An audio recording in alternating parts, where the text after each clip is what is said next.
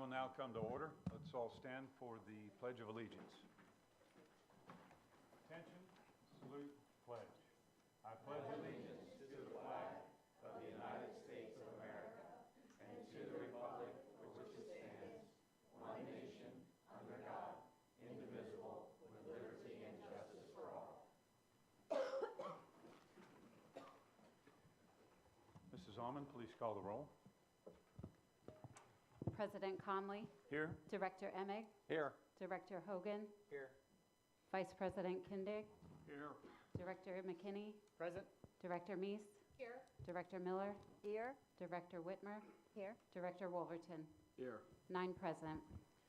Thank you, Mrs. Almond. The chair recognizes Dr. Troy Weaseling for our girls wrestling team presentation. Good evening. Thank you, Dr. Howe, Director Conley, and the entire Board of Directors for this opportunity this evening. I'm here this evening with Scott Schimmel, who'll be coming up shortly, our head varsity boys wrestling coach, and we want to have a conversation regarding the sponsorship of a girls wrestling program here at Dover.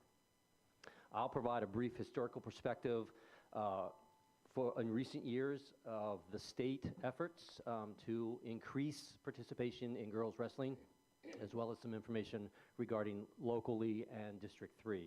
And then Coach Schimmel will provide some information from his own personal experiences as a coach here in Dover, recently coaching some girls wrestlers on our team in postseason, as well as he is still fostering and heavily involved with the youth program in the community. So we've got some information about interest at that level. I've been in the district for 25 years. However, I've only been in the role of Director of Athletics since 2020. But since that time, in that short time that I've been in this role, we've been having conversations about adding girls wrestling since November 2021 with the head coach at that time. That's about the time as the traction started to take hold locally and in the state to really promote the creation and development and promotion of girls wrestling programs. So let me just give you a little historical perspective. Back in 2021, there were 20 official high school teams in Pennsylvania for sponsoring girls wrestling. At Dover, as we were having those conversations, we were monitoring the number of girls that we had showing interest in our wrestling program, both at the junior high and the high school level, and conversations seemed to direct us that their needs were being best met because of the low numbers by participating on the boys program, or in the boys program. So girls, as I said, the girls wrestling conversation started to take traction at that time. A nonprofit organization called Sanction PA, they became instrumental in the development and promotion of girls wrestling in the state of Pennsylvania. So their goal is to grow participation in the sport of wrestling. So they would keep coaches, administrators, and schools apprised of the progress that they were making in conversations with PIAA to make girls wrestling a sanctioned sport. So the interest and participation in girls wrestling grew exponentially throughout the country and also in the state.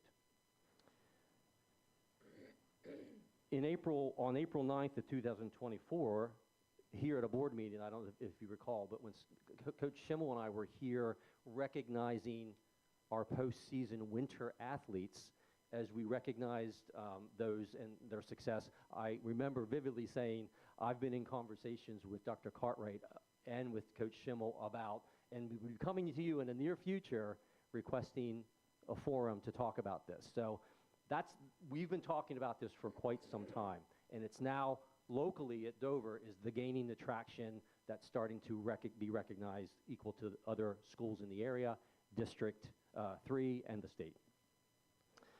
So PIAA required a threshold of 100 PIAA member schools to be sponsoring girls wrestling. It wasn't until that time that they would even consider sponsoring it officially or making it an official sport. So schools and Sanction PA knew that. So as schools were starting to develop and having boards sponsor those programs, they were keeping track of that. So that was the magic number, 100 threshold. So, on February 14th, 2023, that 100th PIAA school in Pennsylvania began sponsoring girls wrestling at the high school level. PIAA voted in May of 2023 to make girls wrestling an official PIAA sport. So in July 2023, the PIAA took jurisdiction of girls wrestling, and girls wrestling is now an official PIAA sport. There are currently 211 PIAA schools that sponsor girls wrestling. And just to demonstrate that exponential increase, as of a 2023 publication from Sanction PA, keeping track of that number, they had written that there were only over 100 schools.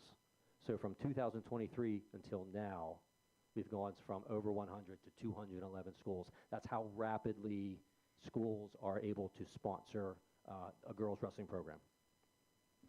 In our District 3, which is what we participate in, and that consists of several leagues. That's YAIAA, which is our league, York Adams Interscholastic. It's Mid-Penn, it's Berks County, and it's the Lancaster-Lebanon League.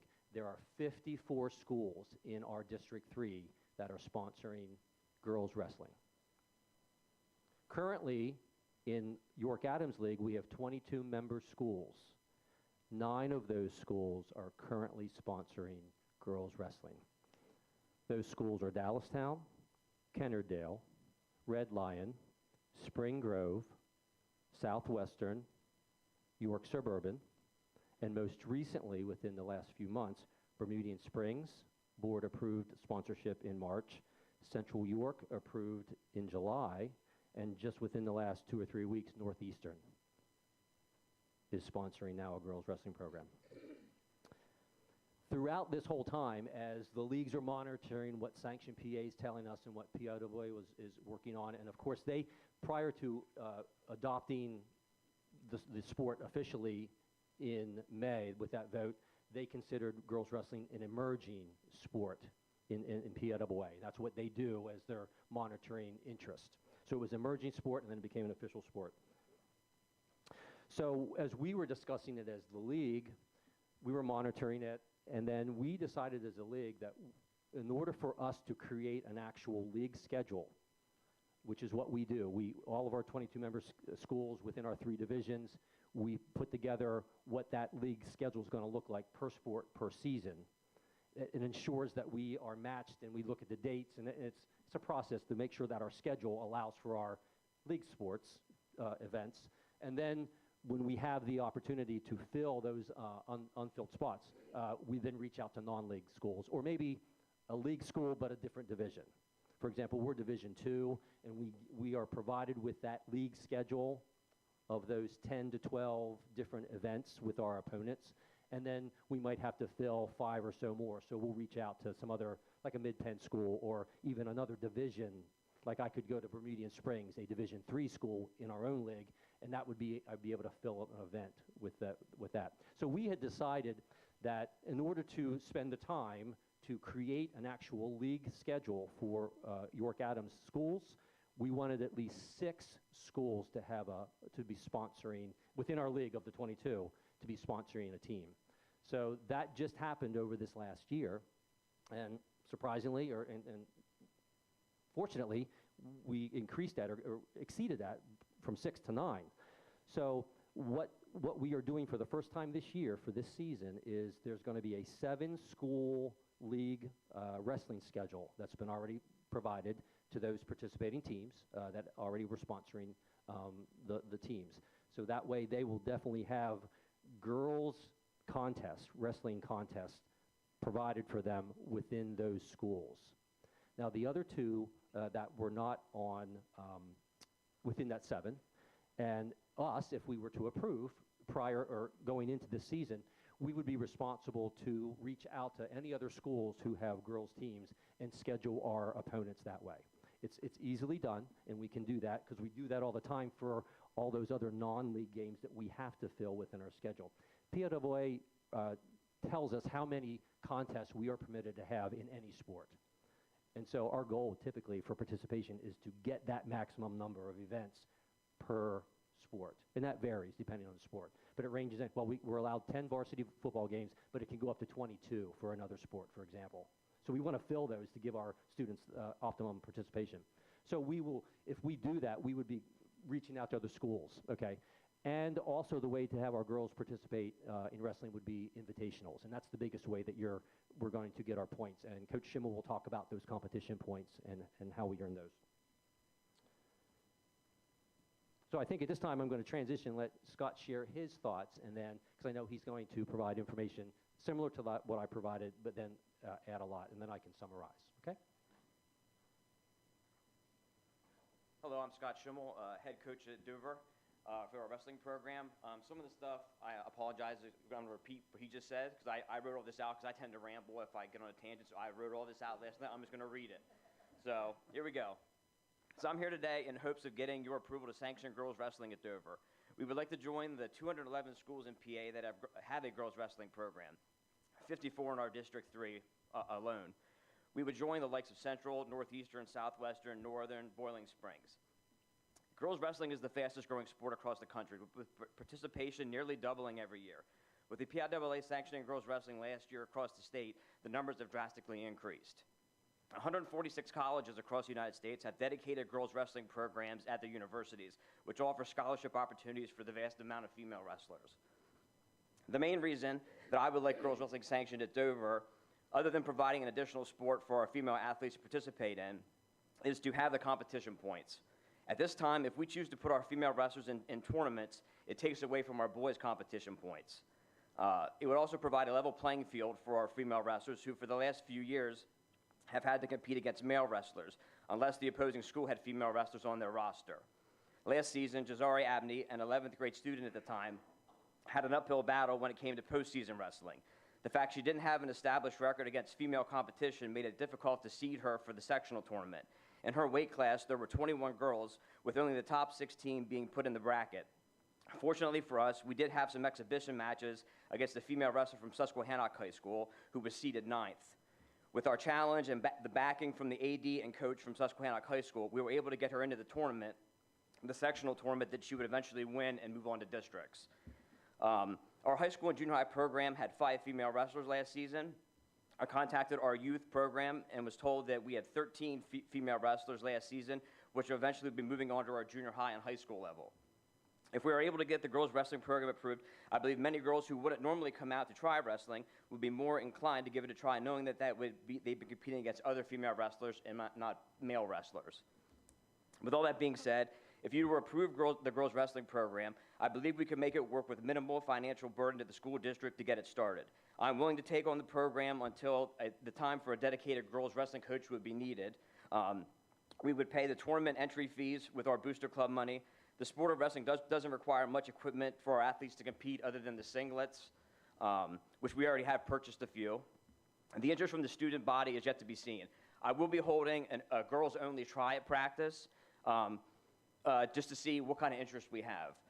At that point in time, we will be able to give you a better assessment of the numbers of participants we'd be looking at. I hope the information that we've provided today will help persuade you to grant our request to bring girls wrestling to the female athletes in the Dover Area School District. Thank you. The other dynamic that's happening for our league schools, as I said, we have 9 schools, but not all of those 9 schools at this time can even say they have enough female wrestlers to roster a team, because the league has decided that we want to make sure that it's an efficient, productive, and reasonable opportunity to compete. So we are saying that to have a wrestling, to be on the regular schedule, we would like to have at least 6 different weight classes filled.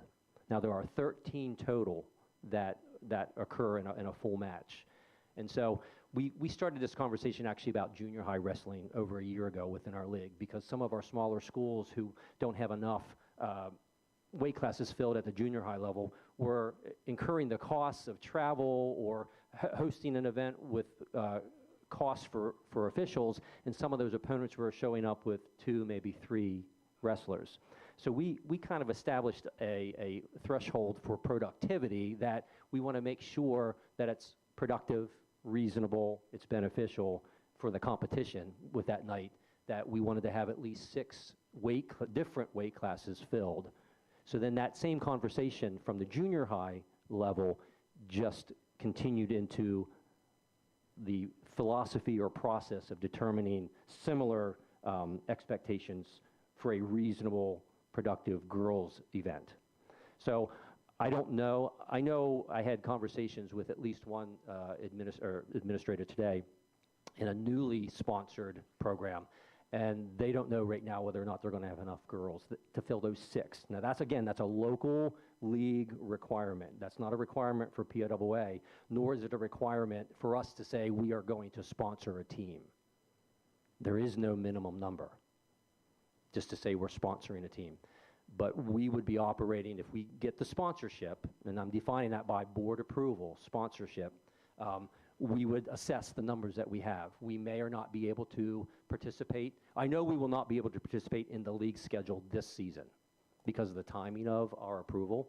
And that's why only 7 of the 9 sponsored league schools are entered into that schedule. But we would have plenty of opportunity within this season, even if with approval, to get those competition points for our girls by entering them into individual tournaments on weekends. And we would reach out to any other schools who do have a program and say, hey, would you like to coordinate a dual match? But again, we wouldn't be doing the dual match unless we would be able to say we have at least 6 different weight classes filled. We want to make sure it's economically feasible to do that.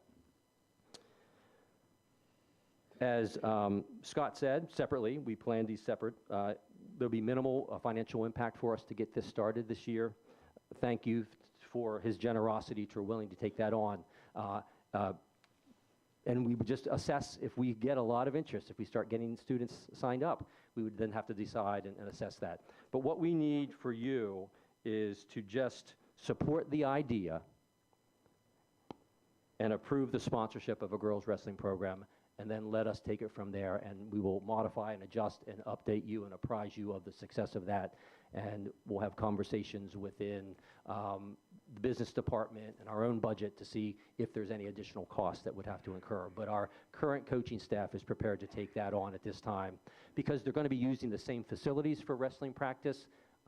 There are the same times, and only when and if we end up having such a large turnout and interest would we have to consider separating the practice times, maybe considering maybe hiring an additional coach or maybe even an assistant coach to be that separate.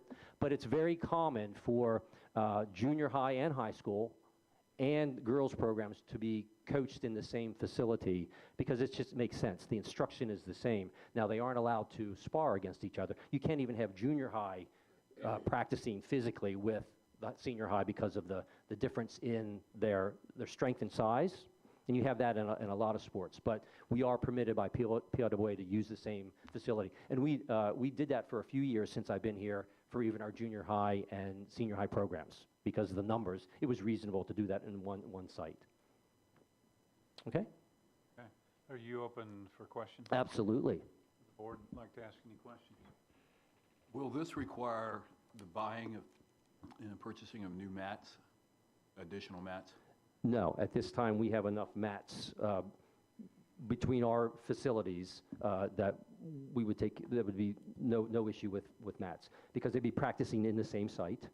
And then the events would take place also at the high school. Anything that we sponsored would be taking place at the high school using the same mats. Okay. What specific year group, I mean, 8th grade, I should say, does this really start at? For school or for the youth? For this, let's go to both. Okay, school would be 7th grade. All right. Yeah, all PIAA junior high sports, they call them junior high, but most schools are middle schools by definition. 7th grade is the lowest grade that you can participate in a PIAA interscholastic athletic team. 7th grade. 7th and 8th grade typically make up your junior high programs. Occasionally 9th graders. Because it's called junior high, you can have 9th graders on some of those teams. That varies league to league depending on the number of participants you have. Some schools and some programs have your 9th graders participating like at a JV level, but at the high school level. All right. Make sense? Yeah. And youth, Scott, when does you? age 5. I do have a question. Thank you for all the research and all the time and energy put into this. It's good to have all the facts and data. I appreciated all that information from all of you. My first question had to do with what the league decides, separate from PIAA. So you said the league has required 6 out of the 13 weight class events, Yes. and that's the decision that's been made. But like, is that do you see that being long-term? Like, would that be fluctuating over time? Could one season be 6 out of 13, another season be 5, and then it go down just to have the sport continue? Like, that was my only question about how the local league decides things. From my experiences in those conversations, I would guess we would probably not go below 6. I believe that's probably the minimum that we would maintain. Would we, if we see more interest and more schools in our league entering and sponsoring, maybe that minimum would go up. If we are able to confidently start saying that we're filling 10 of those 13, do you know what I mean? But I don't believe that they would, because the number of schools are increasing, and I believe then with that momentum, we're going to see a lot more interest. I don't think that we would go below the 6 that we've established, because I think economically that makes sense, you know, for schools to enter into a dual match with one opposing school, to have all of the costs incurred for transportation Right. and officials. I mean, are there bylaws? Are there like is there an agreement, a contract? Like, how do you stay there? That's my question. How does it not fluctuate, or how do you change from season to season? Like, how do you make agreements? Is it just meetings? As a league, we have an Okay. executive board which consists of AD representatives and principals from those member schools, and also we have an executive director. And so there's a committee, executive committee, who meets and discusses concerns, things. We do have a bylaw and constitution that gets voted on each year. So we do Robert's Rules of Order for all of our votes and items, agenda items and things like that. And then there are subcommittees in our organization for all the different sports. It looks like Mr. Schimmel wants to say For me something. to step up there. Please, so everybody can hear. So, going back to the 6, having 6 weight classes, there is ways for us to get around that, and that'll be something that has to be discussed with the other schools. But on the high school level, we call them dual tournaments. It's where a bunch of schools come to one location. We did it last year with York Votech and Schuylkill Valley came to Dover, where you'll wrestle a match. So like, for instance, at Dover, we wrestled York Votech, and then Votech and so Schuylkill Valley wrestled each other, and then we wrestled Schuylkill Valley. So we got 2 matches in that one meet. So a way that they can get around this for your 6 is that if they would do sort of like a premise of a dual meet, but like a tri meet or a quad meet, where they could bring in 3 or 4 other schools, where I could see maybe that minimum would go away, just because it isn't, because you know, like say Dover, we have 3 female wrestlers, and we don't meet that criteria to have a one-on-one dual meet with, say, Dallastown. But we could go to Dallastown with our 3 wrestlers. They have 10. Central goes there. We all meet at one specific location, and then we wrestle. So at least the girls are getting matches, where the burden of taking our 3 wrestlers there, using the school's transportation to get there, it's for us to go wrestle 3 matches, that'll take 20 minutes. So you're there for 20 minutes. But with the premise of like a quad meet, or even if you get 6 teams there where you're wrestling, you take a whole day and you do it, that burden is not there, because you're going to wrestle Dallastown. You're going to get your 3 wrestlers to wrestle the girls from Dallastown. Then you'll wrestle from Central. So you'll get the amount of matches that you would need to make it worthwhile to send a team that would only have 3 to go there. So that is one way but that will have to be discussed with the other participating schools in the area. So can I put you on the hot seat? Sure. As a coach, do you agree with the 6 out of 13 minimum?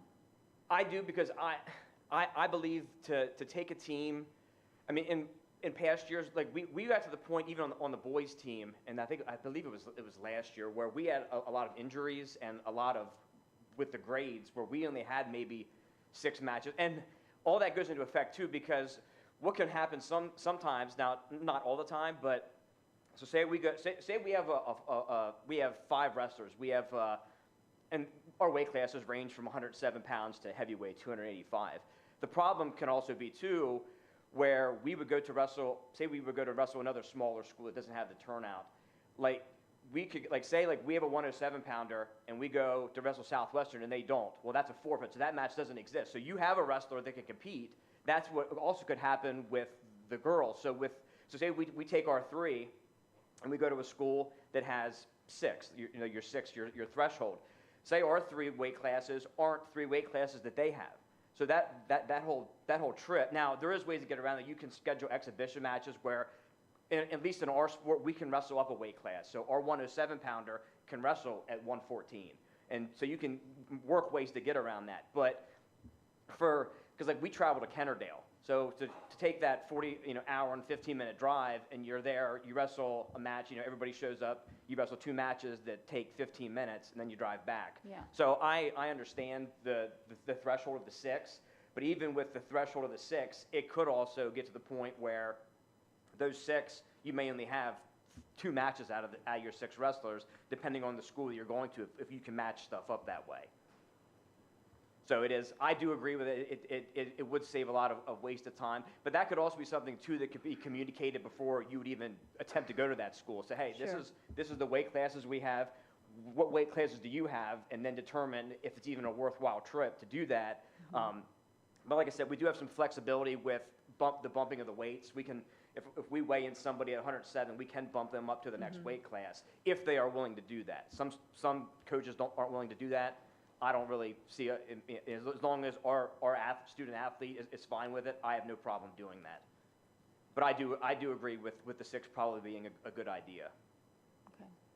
Thank you for that. Yeah, thank you. If I could clarify, if I wasn't clear, I apologize. That would be the 6th requirement just to be added to the league schedule.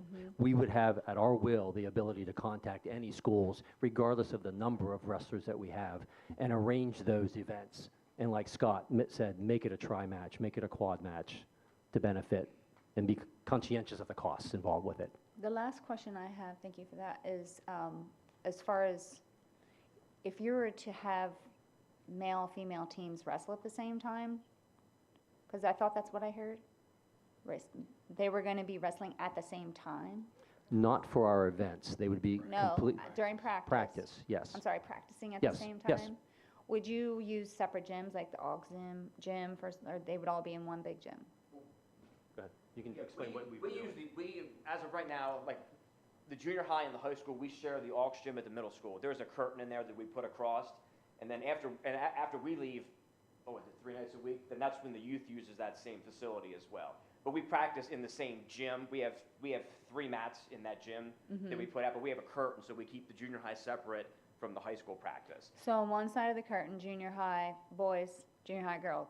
Other side of the curtain, high school girls. Right now, it's junior high boys on one side, high school boys on the other. Well, high school boys and girls, because Jazari, we had. Right. Yeah. But we It's just the separate them. grade split, Just the grade not split. No. anything else. No. And from what I understand is, like, even though we would have a girls' sanctioned team, the girls can practice with the boys as long as they're in that same grade level, which is what we've been doing. Jazari her practice partners have all been boys the 2 years she's wrestled for me. So we don't separate it that way. They just can't, like, if girls wrestling was to be approved here at Dover, once that would go into effect, Jazari and Eleanor Callahan, who's here, is one of our other female wrestlers. They get their own set of competition points that are specifically for girls. So they can practice with us as being on the high school team in our practice. But if we would go to wrestle a dual match, now they can travel with us, but they are not allowed to participate in the match because it's a boys' competition. As of now, when they go with us, if the other school has a boy that's willing to compete against one of our girls, that's something that we can do as of right now. But if we were to get it approved, then that's when it does get separated on a competition level, not at a practice level. Okay, thank you. Any other questions? Yes.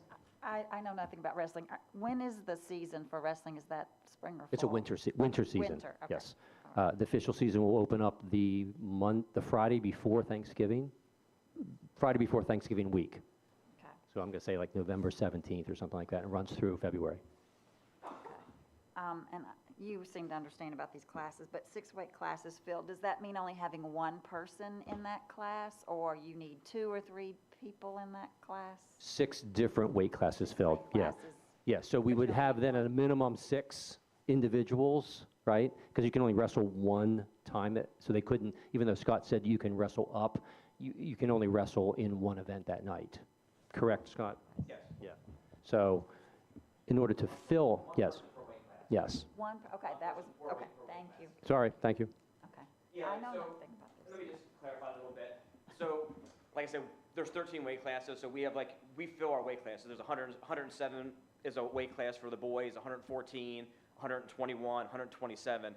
In a dual match, if you have 2 107-pounders, you don't wrestle 2 107-pound matches. You wrestle a 107-pound match, and then but in the case of, say we have two kids that are weigh 107 pounds, make that weight, and we don't have a 114-pounder, we can choose to take one of our 107-pounders and move them up to 114 pounds to fill that weight class. But it's only 1 match per weight class per dual meet. Okay, thank you. It's very strategic, and it's like a chess game. When you have your wrestlers line up, and you should see these coaches, and they've got them behind the line, and they determine who they're going to send out or not send out. It's an intriguing sport. Any other questions? And if there's any more information that you seek between now and the next board meeting, please don't hesitate to give us a call. Very good. Thank you very Dr. much for your Lisa. time this evening. Thank you.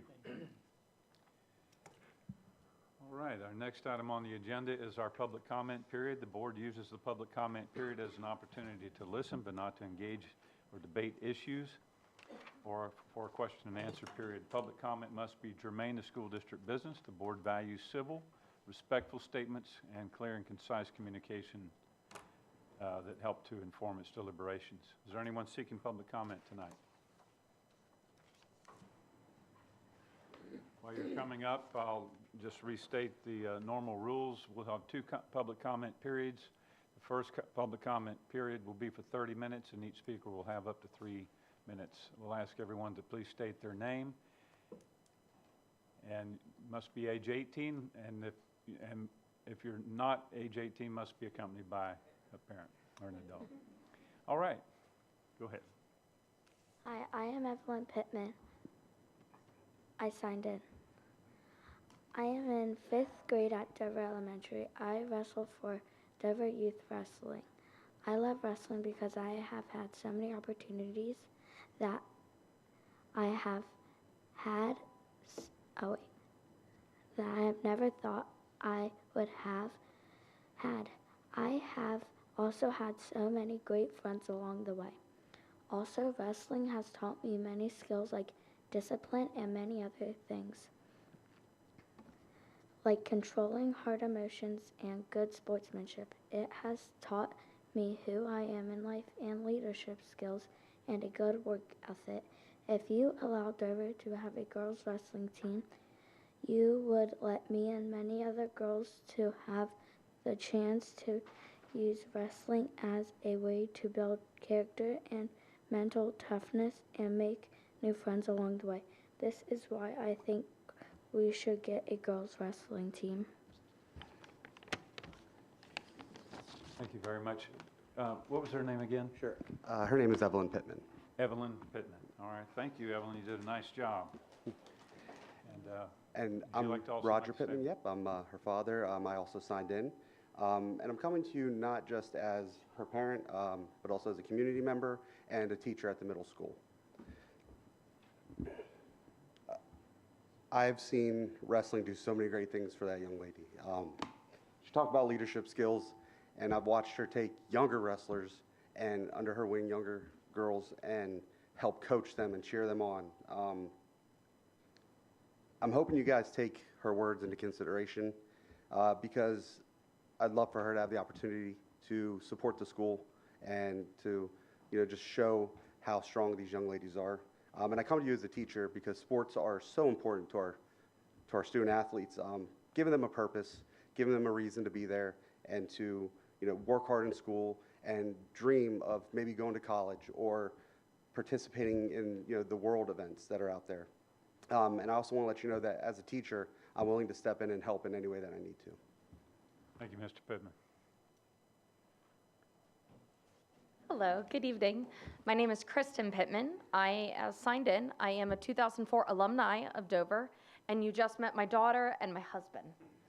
And I come to you today because I think it's important that you engage to understand what does it mean in this world. This is not the sport I would have picked for my daughter, okay? But a little fiery redhead there has taught me more in the last 3 years of her wrestling and her friends that she's met with. There are families out there that refuse to wrestle the girls. They will actually pull their boys from the wrestling matches and then say mean and nasty things to both the wrestler and the parents for allowing us to allow our daughters to wrestle. The girls have handled that with pride and sportsmanship, and they have figured out how to handle that. And as a mother, I don't know how to teach that yet, but I learn from my daughter, I learn from these girls every time we go through this. It's important that 211 schools in this state have already gone ahead of us. If Dover would choose not to do this and we wanted our girls to wrestle, they would need to go to neighboring schools. And I think that's important because there are some rules around that that says they can't actually come back for a period of time once they've committed to those schools. So it's important as we think about that. The other thing is that 10 of the schools that are giving out scholarships for girls wrestling are here in PA. Even York College right down the road, right? This sport is about so much more than just about equality. It's about making sure that they have the ability to not take those points from the boys, but also have the ability to. Jazari is an amazing wrestler and deserves to be in that program because of the points that she earned and shouldn't have to fight her way, which is why she owned that tournament last year. The other thing I want you to know is that when these girls go and they represent Dover because they do wear Dover singlets, people know the Dover girls, but they know them for the classiness, for the professionalism, for the sportsmanship that they demonstrate every time they get on that mat, whether they win or lose. So just want to throw that out there that at the end of the day, you have a decision to make. I won't be going away. I have been here since 2004 when I graduated. I am a community member and my family is ingrained here. Please, if you have questions, reach out. Let's talk about it. But the most important thing is we're giving these athletes an opportunity to do something that, yeah, it hasn't really been done yet, but we're paving the way in the sport, and you have amazing community members that are willing to be a part of it. Let them be that. Thank you so much. Very good. Thank you, Mrs. Pittman.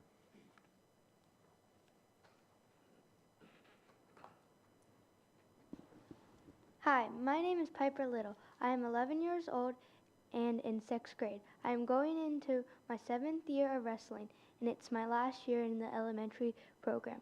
Wrestling has given me confidence and taught me how strong I am. It has taught me how to be a good teammate and a good role model, and that I can do anything with hard work. I have spent most of my years wrestling boys, but as girls wrestling has grown, I have been able to attend all girls tournaments, both local and at the state level. I think it's time for female wrestlers to be treated the same and given the same opportunities as boys. I believe Dover should empower girls and be part of the growth by voting yes to having a girls wrestling program in our division or in our district. Thank you, Piper.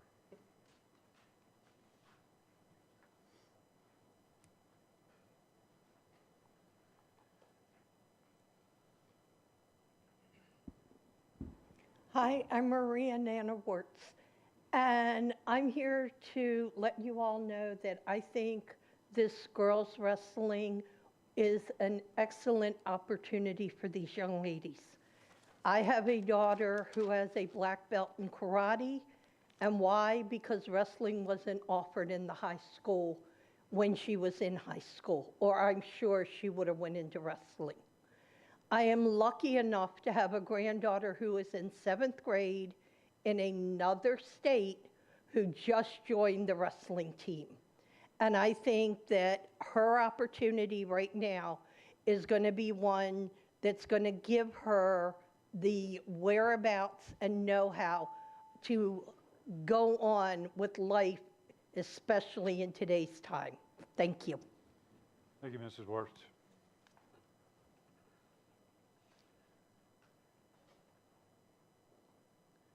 Anyone else seeking public comment? All right, the public comment period is closed. Next section is the announcement of executive sessions. We conducted an executive session tonight prior to this meeting to discuss personnel issues. Next section on our agenda is the consent agenda for student activity. Are there any members seeking to pull out any one of these items?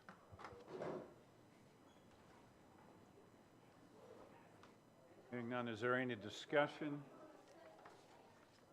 or questions concerning any of the items? I have a question in regards to the field trip forms. These are messing me up. My computer's thinking. There's a section in the forms that confuses me, and it has to do with cost for field trip, but at the top it tells how many students could attend. So my question, I think, is in regards to, is the cost associated with each individual student, or is it the total? I was trying to decipher the forms. To me, I think might need some revamping. My computer is still thinking. I can't get the form up. When I look at the form, the table that indicates the cost, it does say at the top cost, and then in parentheses it says per student. So those costs are per student, but then at the bottom of the table it tells you how much the total trip cost is. And then it tells you the total district cost, because sometimes the kids pay for it themselves or through fundraising. So once you pull that form up, if you want to show me what you mean, I'm happy to look at it. So in the past, I remember, here we go. I remember seeing that there were, check marks about what the student paid or what the fundraiser amount was. Yes, that's in there. So I'm looking at the first one. The first one is, And mine's a little slow too. number of students is 8.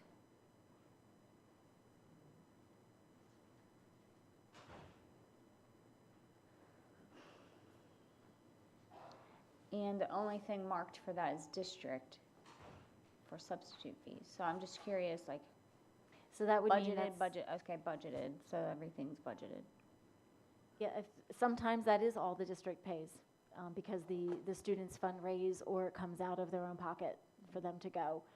So many of our field trips only cost the district the amount it costs to have substitutes. Okay. So for the convention in Indianapolis, we're looking at the budgeted is marked. So, so the only thing I'm seeing for district is something that wasn't budgeted. Is that why we're looking at the substitute fees under district? And then budgeted is marked for admission and meals and lodging and travel and transportation, but yet substitute fees is actually budgeted. So I guess what I'm asking is, this event is all budgeted costs, not fundraiser, not student fee at all. That's just, and then the total cost for the field trip for the 8 students is the $1,260. That's correct, Mr. Benton, isn't that correct? Do you have something else to add to that? Yeah. I see what you mean. Everything is marked budgeted. However, the only district costs, the substitute fee. That is correct. By district. Yeah, you are So the other correct. items, admission, meals, lodging, and travel, are marked as budgeted, but not I district see. responsibility. You're absolutely correct on that, because the other ones, as far as mission, meals, lodging, and travel, that is all budgeted in the FFA chapter, which is a career student organization. Okay, so they budgeted themselves by fundraising, you know, or the students paying themselves. The only money that's coming from the district is the $440 for substitute pay. Okay, is I that, appreciate that explanation. I really feel like these forms are so hard to understand and decipher. I don't know if we can look into maybe getting some different forms for these poor people to fill out, because they're probably tired of coming up and answering these questions. it may help you if you look at where the account number, where that's coming from. That's where we really designate it. Like when you see FFA, or you may see skills, you may see DECA, that's coming from the student organization, okay? Or it may say, for a lot of, because I have a lot of these, when it says Perkins, that's our grant money. You know what I mean? Or it'll say district, and then as you see there, you'll see a number, 1300-122-00. That is an actual district code that I have that budget underneath for substitutes. General ledger code, probably. Yeah, that's what that is. That was so helpful. I mean, I Okay, wish I does would that have help? asked that like years ago. Yeah. The form does not explain that, so. Yeah, so if you take a look at those account numbers, where it's coming from, you'll probably get a little more clarification on where it's coming from. Like when it says Perkins, that's coming from our Perkins federal grant money. Yeah. FFA, that's student organization. Skills USA, that's student organization. That's help paying for all that. Okay? All right, and my other question has to do with, now that I'm thinking about it, so there was some field trips here in the spring, and then I know there's one here in February, and then March again. So the ones that we approved back in the spring are also these same, Nope, they already happened. right, so these are for next spring, Yes, but they are the same, like, conference, so to speak? correct. Yeah, it's Okay. all our leadership. It's all our leadership conference through FFA, and these are in Harrisburg where the students go to.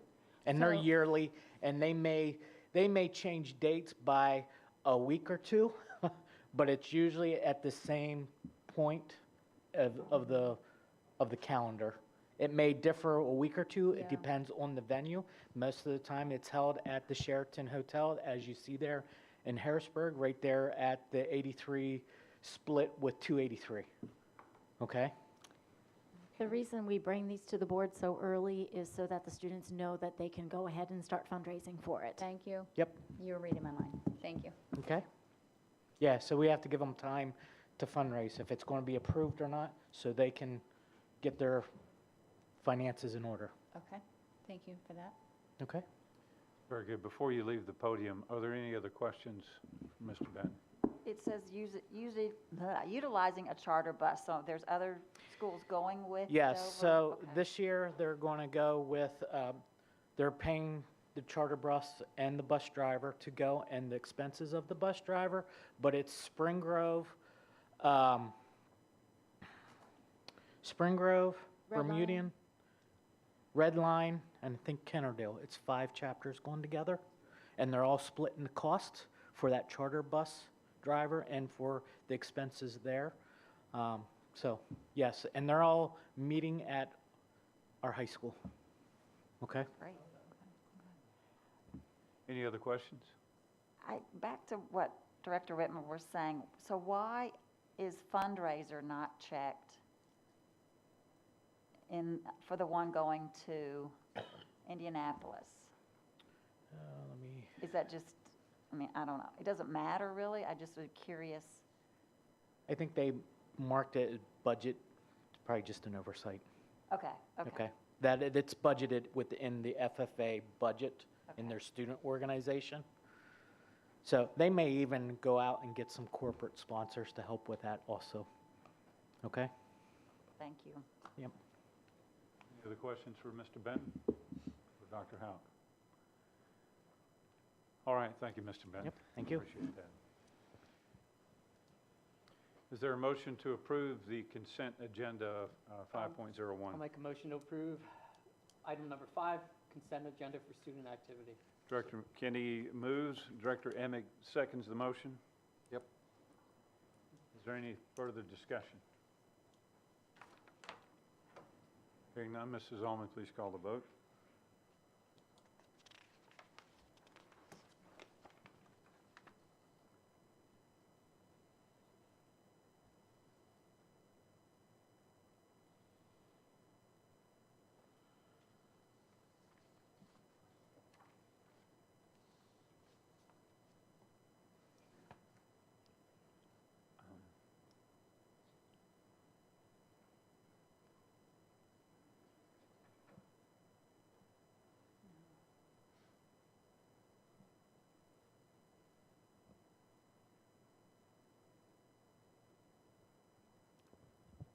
I think the system is a little slow tonight. Yes, so you can do a voice vote.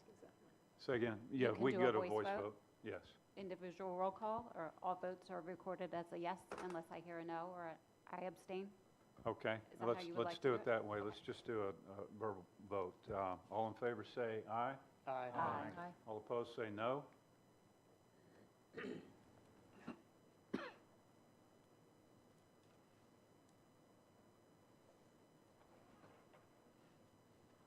And the motion carries. All right, the next section is the consent agenda for human resources, section 6.01. Are there any directors seeking to pull out any of the individual items?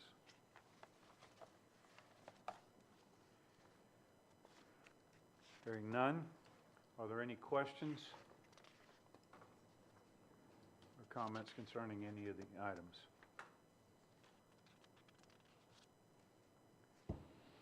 All right, is there a motion to approve the consent agenda? 6.01. Director Emig moves. Is there a second? I'll second. Director Kendig seconds the motion. Is there any discussion? Hearing none, Mrs. Ullman, please call the vote. Let's try it one more time electronically.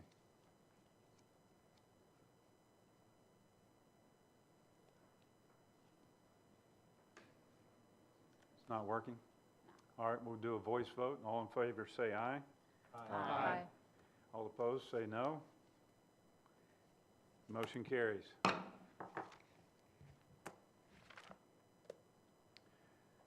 Next section is section 7, contracts and agreements. Agenda item 7.01 is the 2024-2025 TechLink Consortium Memorandum of Understanding between HACC, otherwise known as HAC, and the Dover CTE program. Are there any questions or comments concerning that agenda item?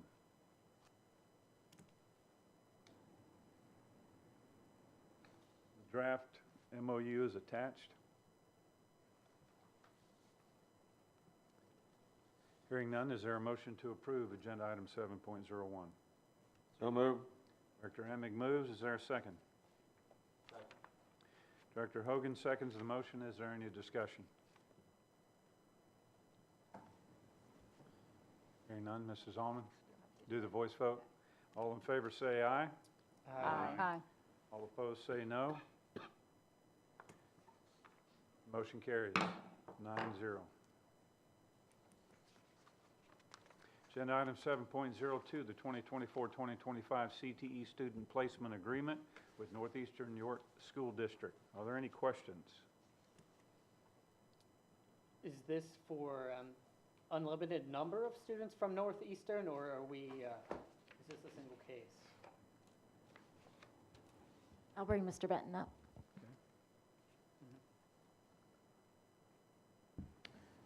This will allow all of our programs to be open for students to come, but currently we have 2 students. We have a junior and we have a senior. They're both in our ag program currently, in 2 different ag programs. So, but it opens up all our programs for any of their students to come. This is now the 3rd year that this agreement has been up with Northeastern, and we do it on a year-to-year basis as students seek out interest to us. All right, and it's been a total of, we have done this a total of 5 years. We did it with another school district 2 years prior to that.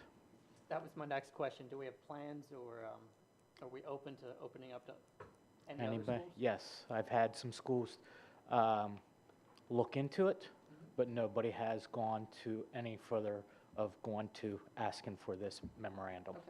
Okay. Okay? Mr. Benton? Yes. So as I understand you, this is the 5th year we've done this agreement, and it's renewed every single year. It's the 3rd year with Northeastern. We did a prior agreement with a different school district 2 years before that. So Okay. it's a total of 5 years that we've done this since COVID. Yeah. And so normally you do these with each district and? Correct. Okay. Yeah. How many different agreements do we have? Just 2 different school districts, or is this the only one? Currently, this is our only one. Okay. Do we ever get a student requesting this, that we would turn them down because of maybe poor attendance or their discipline problem in their school district, or? Currently, no. No, I haven't come across that. Students that have, that this agreement has been in place for, those students have been very good academically and is seeking career and technical education that they could not get at York County School of Technology, or they decided after, in their junior year, between your sophomore and junior year, and they have been nothing but pleasant students to have, and has garnished the education opportunity. So I haven't had any discipline write-ups on any of our students that we have accepted. So, and we've even had, one of them even had a IEP that has gone flawlessly. The schools, we really work well, and the other schools work well with us on making sure it's a right fit. Okay? That brings up another question. So we have standards to get into our own CTE program, right, for our own It's an application, students. yep. So our own Dover students have to apply and meet some benchmarks. Do these students have to not only apply through their school, but also apply and meet the standards for Dover? What's the No, process? all they have to do is apply, go onto our website and do the same application. So if they're out of school, if the application is set up, it sends them to a different portion as soon as they say they're from a different neighboring school district. There's a few more questions to answer, but not many. It's more of just location, address, and some things that we need to help process the PIMS data. And is there an endorsement from their home school? Usually, when I get the application, I'll make a phone call or a communication to that school district, usually with the principal or with the superintendent. Hey, I have this application, and then it starts the conversation, if it's a really legit application or not. And we start the conversation with the family and the school district. Okay. Any other questions from the board? Do you have any kind of strategic, maybe long-term plan to open up our CTE program and facilities countywide to meet the unfilled needs that York Tech can't meet? Like make this a countywide program to really use our facility to the fullest extent? Or do we not have the capacity to go that big? I have a lot of thoughts I would love to share with the board and put a proposal together. Okay. Okay? In the near future. Okay? Very good. Any other questions from the board? Okay. Tend to go through the solicitor, or have you looked at any of these agreements? Typically, this is just a normal form agreement that between two school districts. We have a number of these throughout the Commonwealth that we represent schools that have these. So it's just a normal form and agreement between the two. It's driven a lot by the school code. So there's not much more than following the processes outlined by the school code as to how this is all set up. Okay. So you don't have any legal concerns? No. We deal with this in a number of other school districts who have aggressive CTE programs, and they bring in from surrounding school districts the students to participate in the program. Very good. Any other questions or any further discussion? Hearing Hearing none, we still, I think we're okay. your electronic vote now? I believe. We'll Okay. try. Is the board ready to vote? It's up. Okay. All right, Mrs. Almond, please call the vote. Oh, it is up already. Good.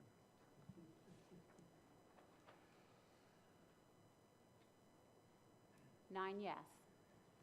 And the motion carries. Agenda item 7.03, the News Story Services student enrollment. Clicking on mine and wait until it goes over. Okay, there we go. So the enrollment agreement is attached there. Are there any questions? I see it's at a Lancaster campus. Does that increase the cost because of being further away? Or, I don't believe it does. I think there is some cost with transportation, but that is the facility that's the most appropriate for the needs of these students.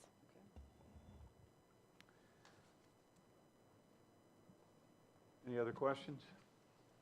Is there a motion to approve agenda item 7.03? I'll make a motion to approve 7.03, News Story student enrollment.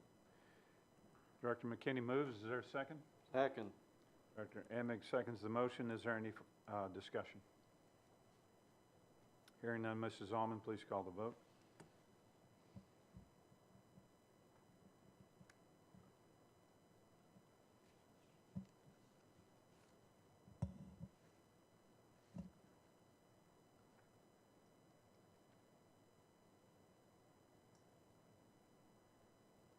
Nine yes.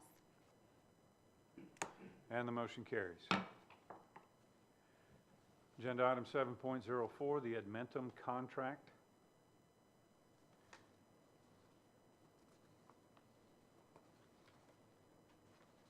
System is really slow tonight.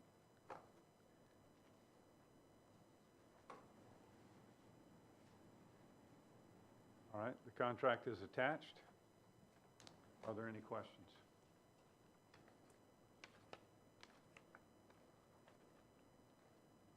This is for the algebra vacancy, correct? This one is for the geometry. We had 2 geometry courses and an algebra course, and this is for the geometry. Okay. Any other questions? All right, is there a motion to approve the Edmentum contract? So moved. Director Emig moves. Is there a second? Second. Director Hogan seconds the motion. Is there any discussion?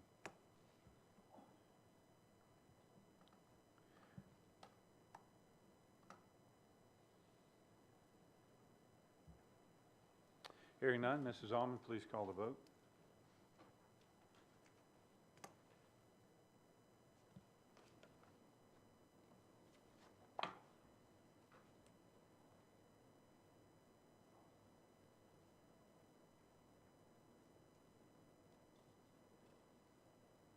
Nine yes.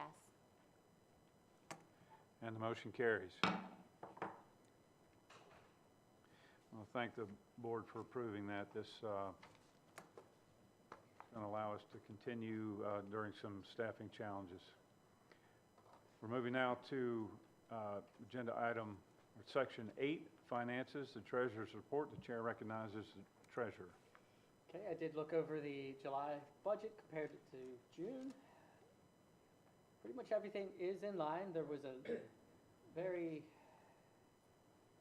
nice increase in rentals income that I wanted to ask Mrs. Weaver about, but, Oh, there you there we are. go. You're hiding. Okay. So we had a nice increase in rentals revenue from 1,600 to 14,000 in July. It's due to payment of debt service. Okay. That's all it is, yeah. Okay, just collection time. Exactly. All right. And then the same would go with the taxes. We had 619,000 come in. That's just people paying at the discount period, correct? Absolutely, yes. Yep. Everything else looked great. And does the treasurer recommend approval? Yes, I make a motion to approve 8.01 Treasurer's Report. All right. Director McKinney moves. Is there a second? Second. Director Emig seconds the motion. Is there any discussion? Hearing none, Mrs. Almond, please call a vote.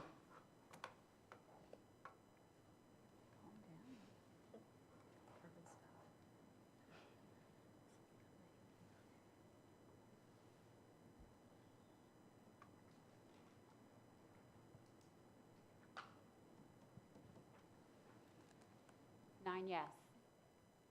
And the motion carries.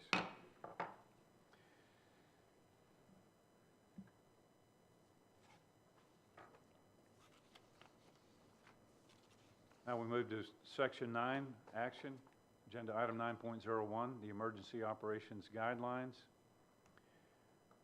Public content describes this as the Dover Area School District must have a district emergency operations guideline approved annually by the Board of Directors. The manual is not published to the public as it contains detailed plans of how the district operates in various emergency scenarios. So likewise, we will not be discussing any of the content of that emergency plan, but I will open up to the board if they have any questions that are not particular to the contents of that. Is this an annual Document. update? Yes, it is an Okay, annual thank update. you.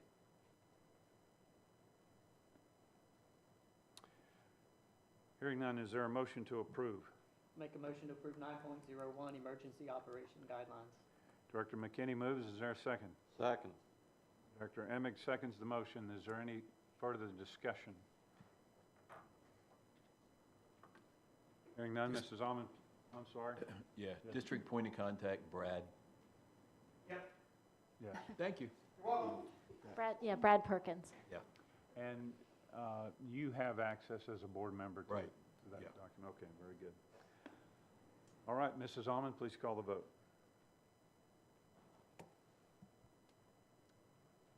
Who's everybody hiding back there? He's always back here. Nine yes. Always back there with. And the motion carries. Agenda item 9.02, the CNI Sales Incorporated quote. Quote is attached.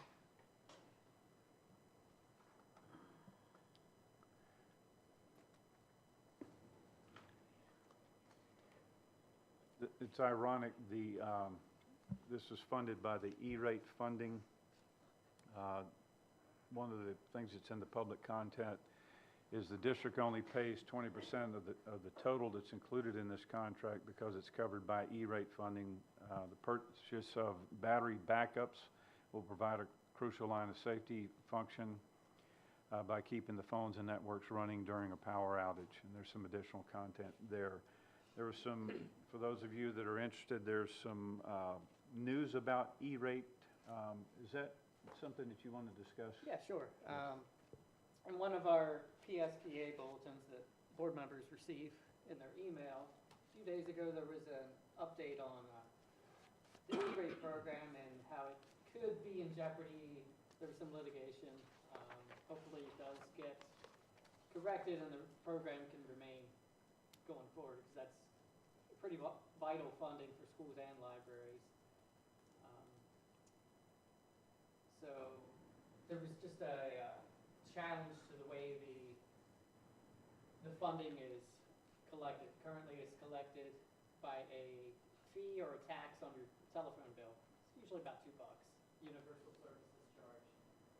Someone had challenged that in courts, that the company, the E-rate program, utilizes a third party to administrate it and disperse funds. And because they're not the FCC, they're a third party, there was a challenge whether they could collect those funds from the telephone bills to fund the program. So, like I said, I'm a big fan of the E-rate program. Hopefully that gets sorted out. I worked on that for 20 years, and I see the benefit to schools and libraries. They provide their broadband through this funding, a lot of equipment like we're going to approve right now. But that's the news update. So it's in courts. Very good. Thank you for that, Director McKinney. Are there any questions concerning the CNI Sales Incorporated quote?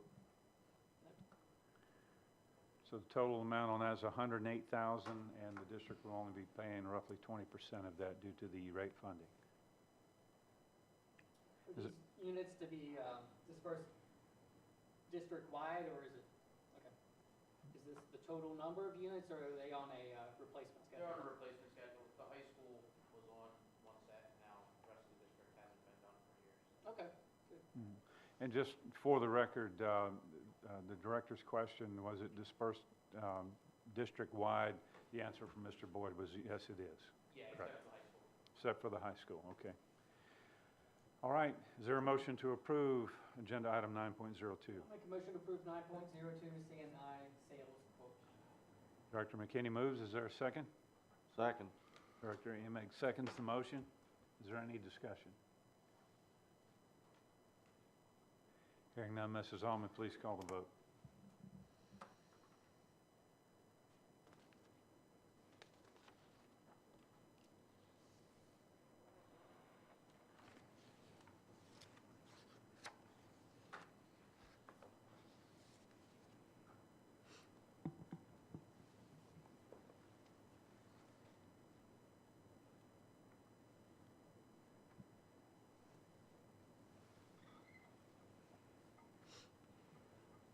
Director Whitmer, can you vote? Pay attention. 9 yes. And the motion carries. Agenda item 9.03, the Dover Area School District Employee Handbook, revised August 2024. Are there any questions?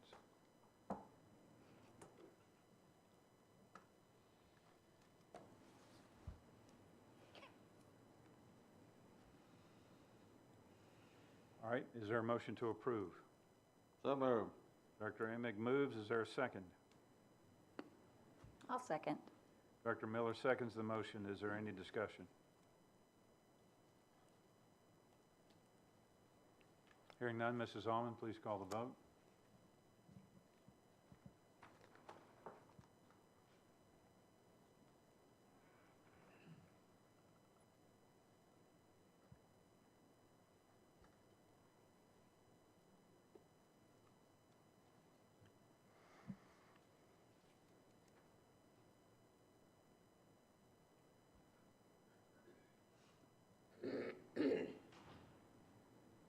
Nine yes.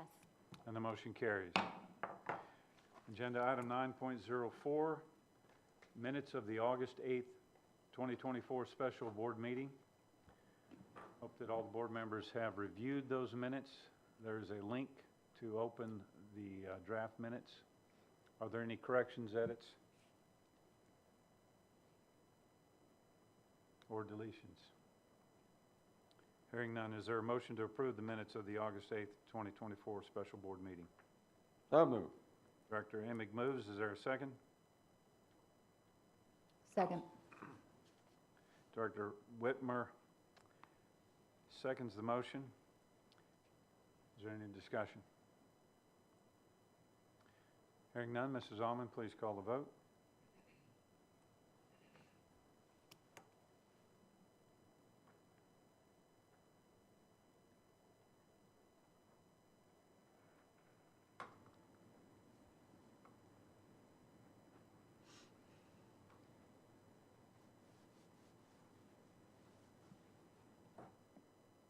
Nine yes. And the minutes are adopted.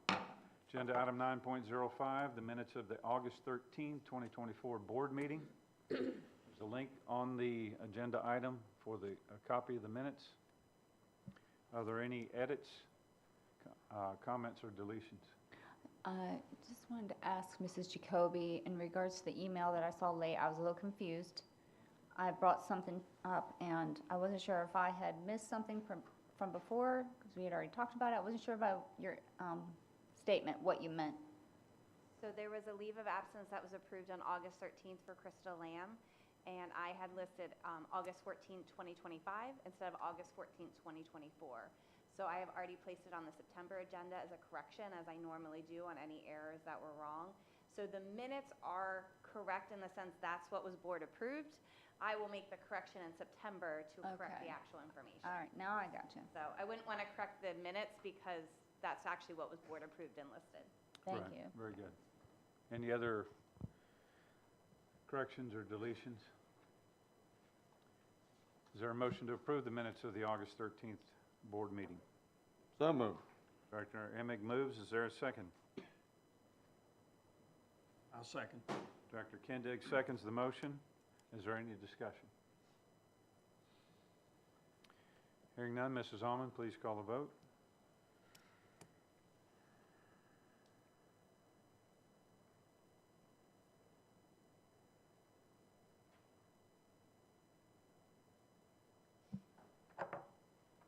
Nine yes. And the minutes are adopted.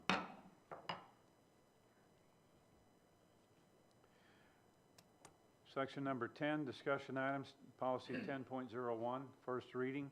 Two policies, policy 103 and policy 104. Copies are attached, affecting students and affecting staff. Are there any questions?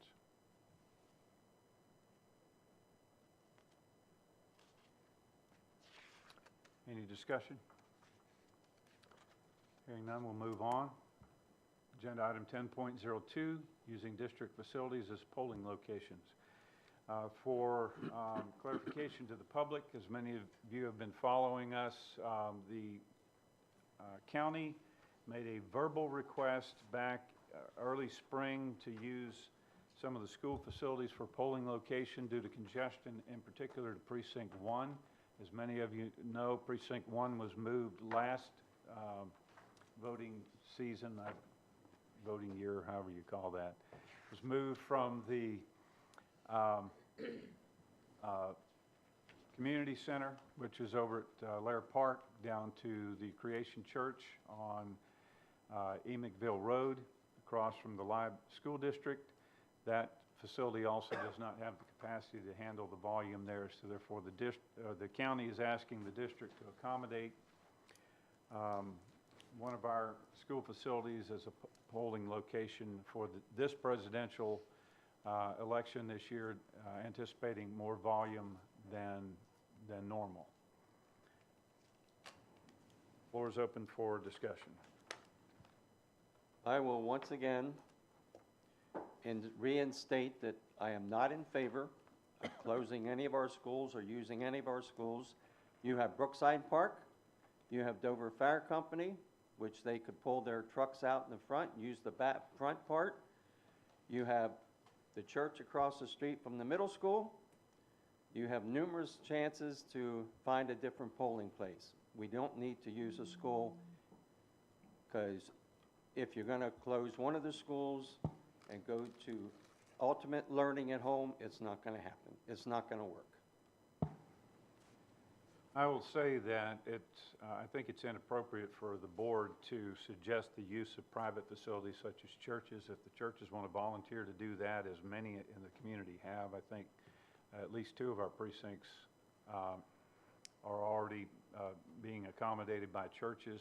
Of course, this precinct 1 is currently being accommodated by a church, but I think it's at their option to volunteer to do that. The problem with this particular polling location at polling precinct number 1 is that church who's offered their facilities doesn't have the capacity to handle the volume there, and we had some problems with congestion.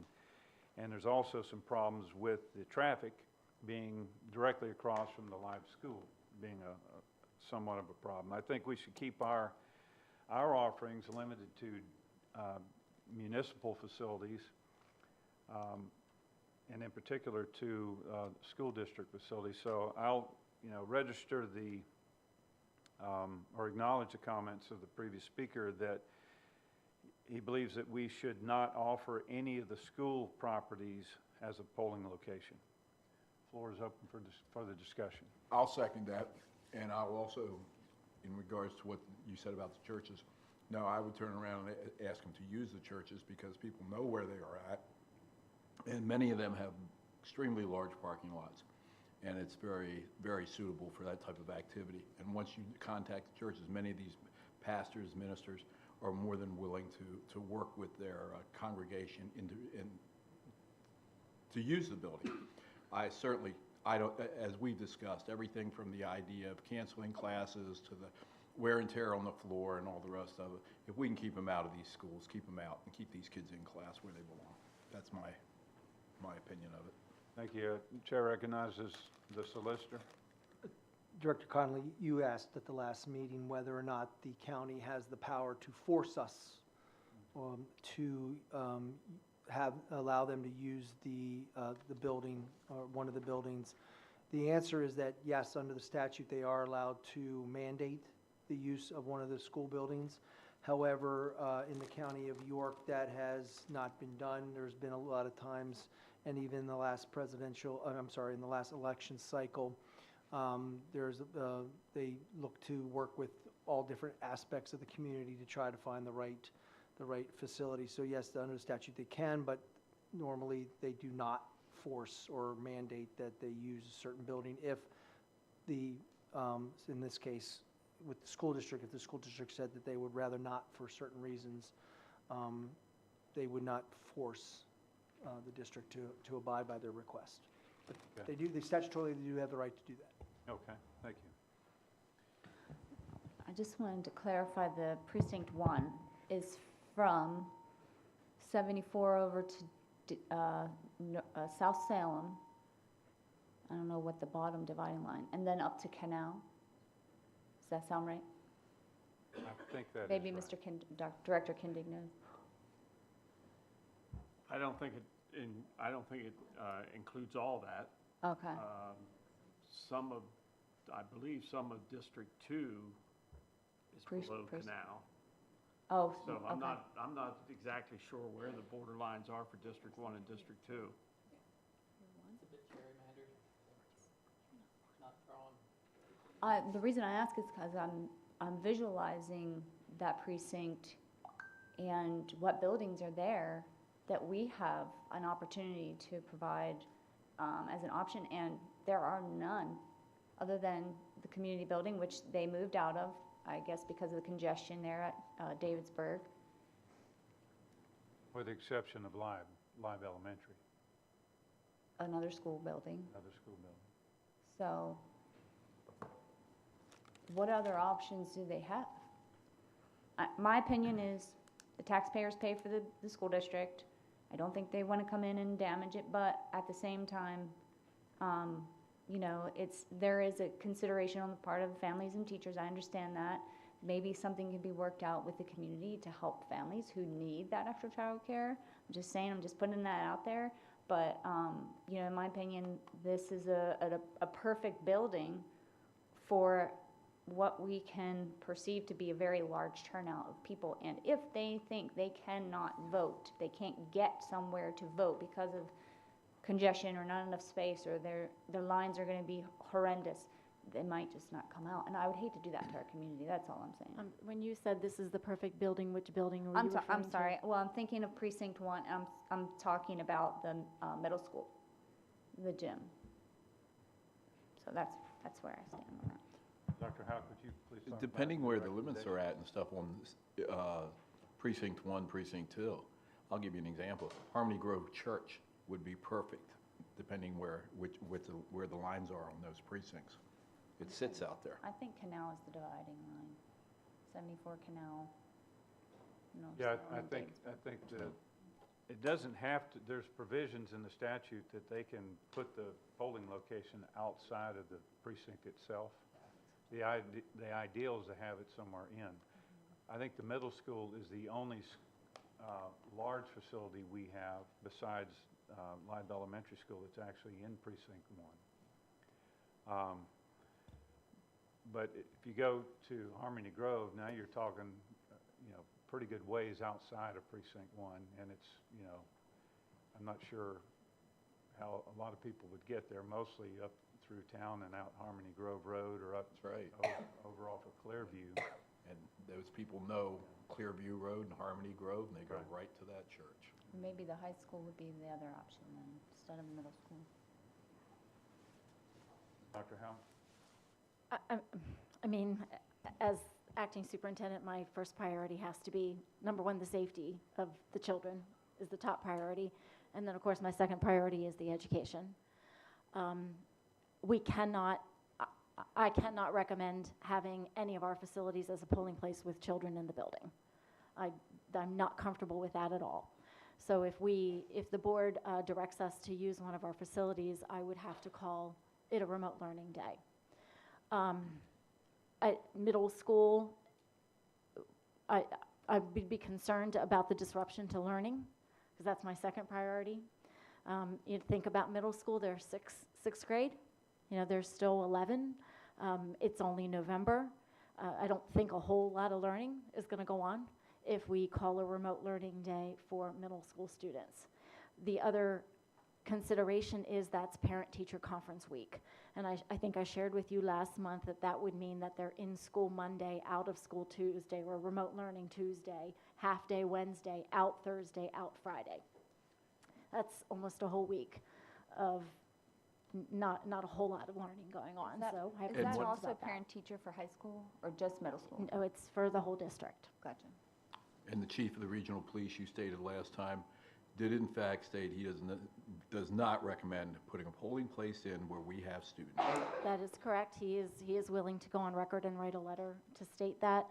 We also cannot have the SRO in the building if we use it as a polling place with students in there.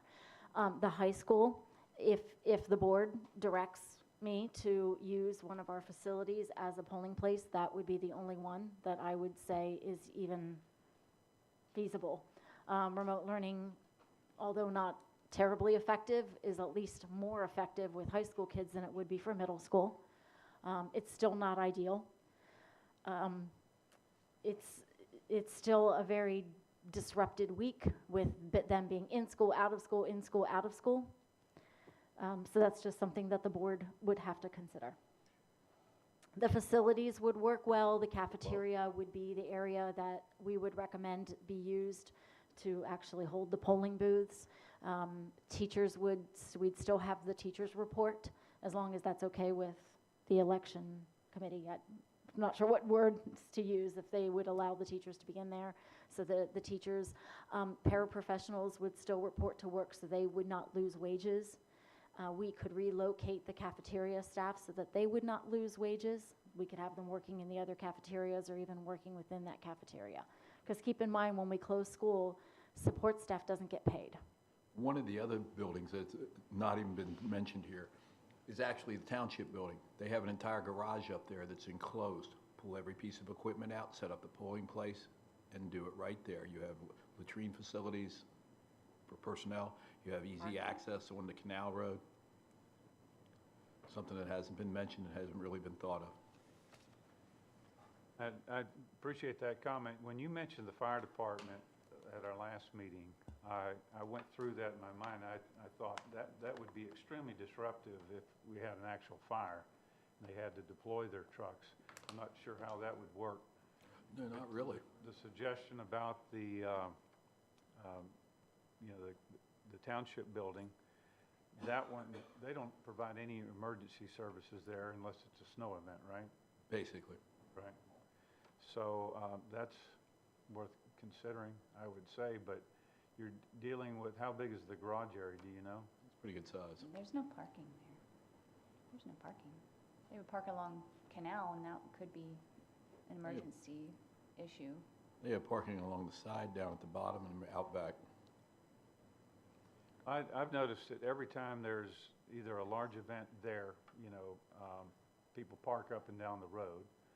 Even when we have football games or any type of function there, people are parking up and down the road. Canal is not the best safety environment when those events are going on. I'm not arguing for or against the idea, I'm just stating observations at this point. That's what the fire police are for. Put them out there, slow the traffic down. 15 miles an hour. That's the way to handle it. I guess I don't know. I see this with like bigger eyes. Like, let's not narrow in on like how it's an inconvenient. Let's look at the opportunity. Let's look at the opportunity for our community. Let's look at the opportunity for our kids to see we are making a point to say this is important, set an example for them, make sure you get out and vote when it's time to vote. Like, that's how I see it. It's a civic opportunity too for us to be able to have the convenience of voting. So I guess I thought it was a no-brainer, but and I see everybody has different opinions, which is fine. I just see it as a, Presenting those thoughts last meeting, I was actually on board with your way of thinking until we had the discussion with Mr. Perkins about security and safety. Since the SROs cannot be on the premises due to election law, and the constable is a roaming constable, he goes from precinct to precinct, there'll be a lot of time where it's not covered. And we can't lock the gymnasium off from the rest of the school as we discussed last week. So that right there, that was a deal breaker for me. Are you talking, Having armed security are you referring to the middle school? the entire time for the school. Are you referring to the middle school? Yes. Okay. Well, it sounds like the high school would be the only option, and our high school kids can handle a day at home with remote learning, in my opinion. And if we have opportunities to send our staff workers elsewhere and they would still be able to work, I mean, it doesn't turn out to be that big of an inconvenience, in my opinion. I feel like we're making excuses for little reasons, and I'm not saying the kids' education is a little reason, but as a board, we approved the calendar. You know, and this didn't come up before we approved the calendar. We didn't really think it through. We didn't know that would be asked, but it's, you know, we have parent-teacher conferences. I'm just looking at all of it and saying, it's a once every 4-year opportunity. It's a small inconvenience. That's all I'm saying. This is just one opportunity for the county to back out and just push it on somebody else. Well, I know it's an inconvenience to let school out. I know that for precinct number 3, which is housed by the Lighthouse Baptist Church in their gymnasium, they have to let their school out completely. So there's impact there when we have volunteer facilities. So we wouldn't be the only ones that are going to have impact. But it is a civic responsibility, as the previous speaker mentioned. It's a civic responsibility. It's something that I think we want to encourage is people to have ease of access to voting to the polls themselves. And I think we should give it some consideration of using the high school for this, knowing that, yes, the remote learning is going to be a little bit more challenging, but it just seems to me, in watching over the last, 3 years or so of school district business, whenever it's something else, remote learning is not as an insurmountable challenge. It seems like, in this case, when we're offering up our facilities, it seems a little bit different that remote learning is going to be a little bit more of a challenge. The difference, though, is we don't, if you're referring to snow days, I'm assuming, we would not call a remote learning day if it's up against another day off that week. That's when we would use a snow makeup day. So the problem that I am having is that it's a week of a lot of no school. That's kind of the difference between that. If it snows like crazy that day, I would not call that a remote learning day. I would make that a snow makeup day because of the disruption to the entire week, just to clarify that. Right.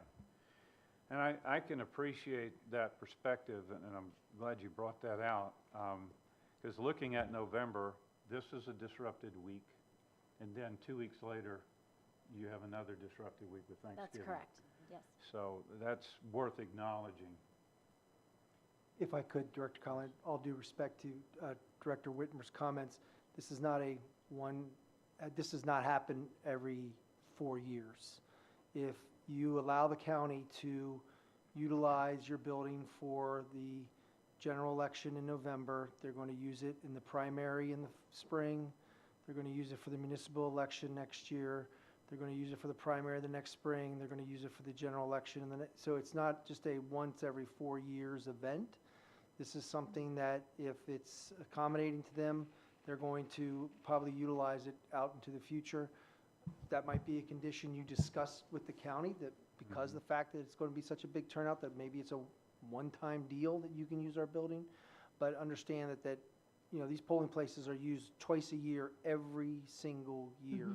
based Sure. on the election cycle. And I appreciate that comment, and as I said that, I was thinking about that, but I also think that, if it goes okay and it goes well, then we as a board can discuss, or the future boards can discuss, hey, let's just plan on that this is gonna be used as a facility, and look at our calendar and make sure that, it doesn't end up being a week of a lot of disruptions and whatnot. I mean, I know that's difficult to rearrange a lot of things. All I'm saying is, if it is the best building for what our community needs, when we're thinking about everyone, not just this district and what it needs, I mean, I feel like it's important to consider the bigger picture. And so if it ends up being the only option for a few years or a couple years down the road, like, what's the big deal? I have concerns about the spring. That's PSSA time, that's AP test time, that's SAT time. That is not an ideal time for us to shut down a school, especially a high school, with all of those exams coming up and the heavy prep that we're doing for our students. So I'd be really concerned about the spring, much more so than I am about November 5th. So just, Sorry. go How ahead. does this all get taken care of? Like, who contacts the school and makes these, you're offering the fire hall and churches, who's actually working on this? Like, I don't understand how it's gonna be solved. It's the County Board of Elections that works on these locations. This was just a request made by the county to the district. They make Okay. similar requests to all other type of municipal buildings, other church, you're not the only one they're approaching. Okay. They approach others to have these discussions. So it is up to the Board of Elections to make that. And you have to realize, they also have to go to the building and they have to make sure it's ADA compliant. Right, That it's okay. not a traffic concern that some of you are talking about. Right. All of those things are taken into account when they analyze a location. So your discussion that you have tonight, that goes to, okay, here's our concerns, you express that to the county, they try to figure that out, but it is the County Board of Elections that makes the decision. So do you think they are actively going to these places and looking at them? Based on the knowledge I have, yes, they do. Okay. They drive out to the buildings and they check them out. I think last meeting, we talked about one church was suggested and it was a second floor situation. Was there access, elevator access? There's also security access, ebb and flow going out of the building, making sure that there's no problems with that. So that all of that is taken into consideration.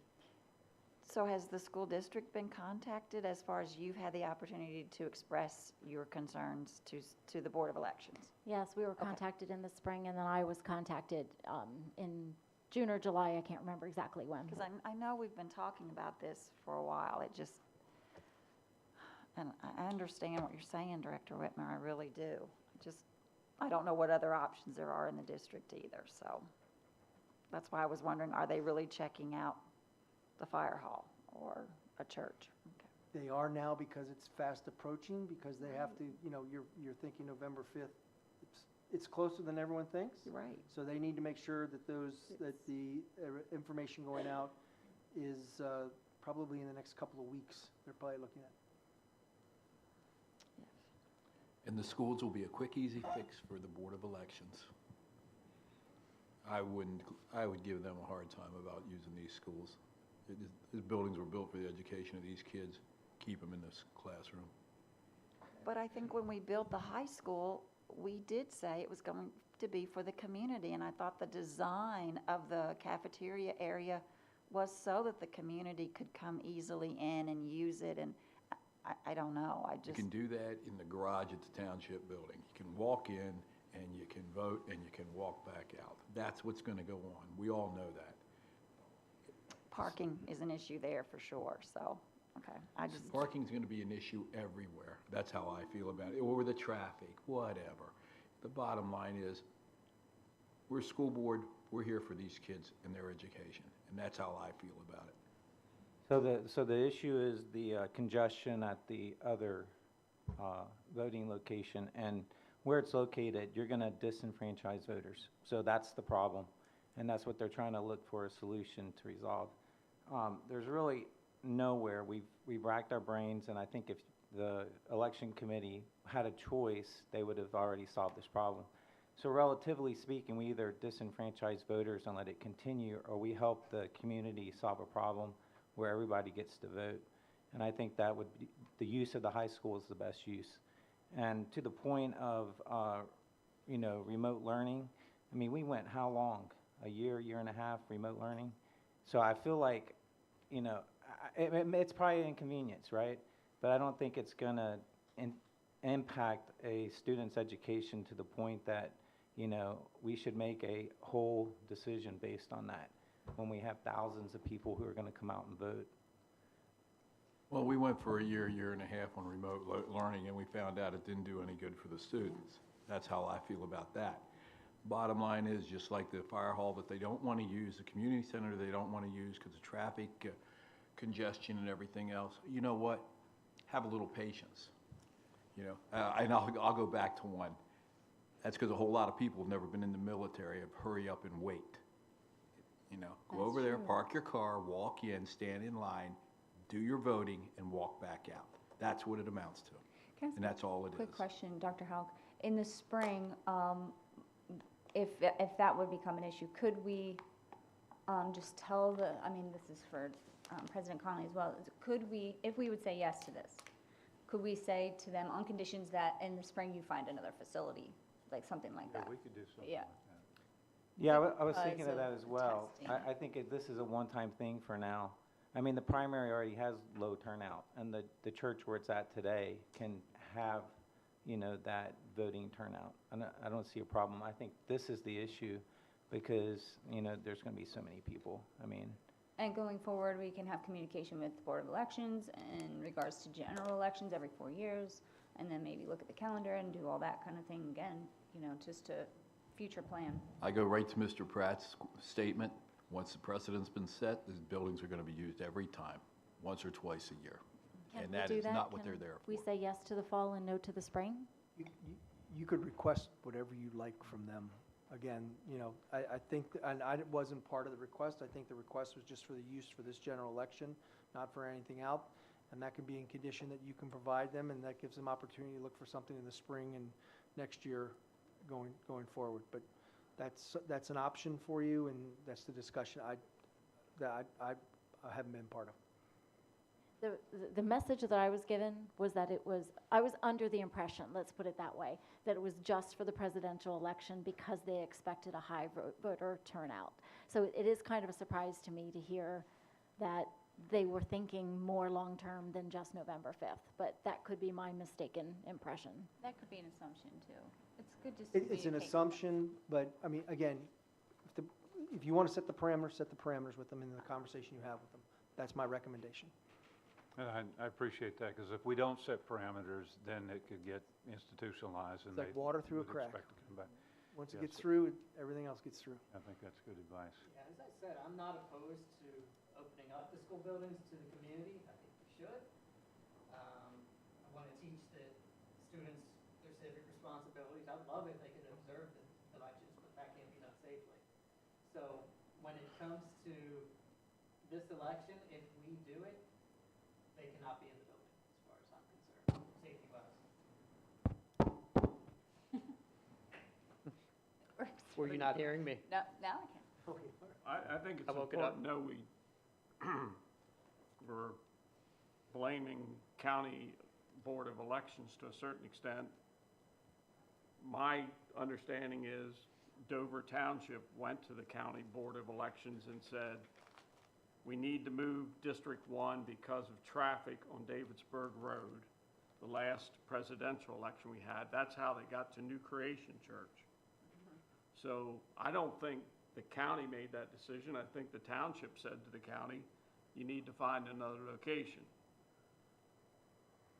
The county did come to this school board back January, February, March timeframe, saying they'd like to use one of the schools.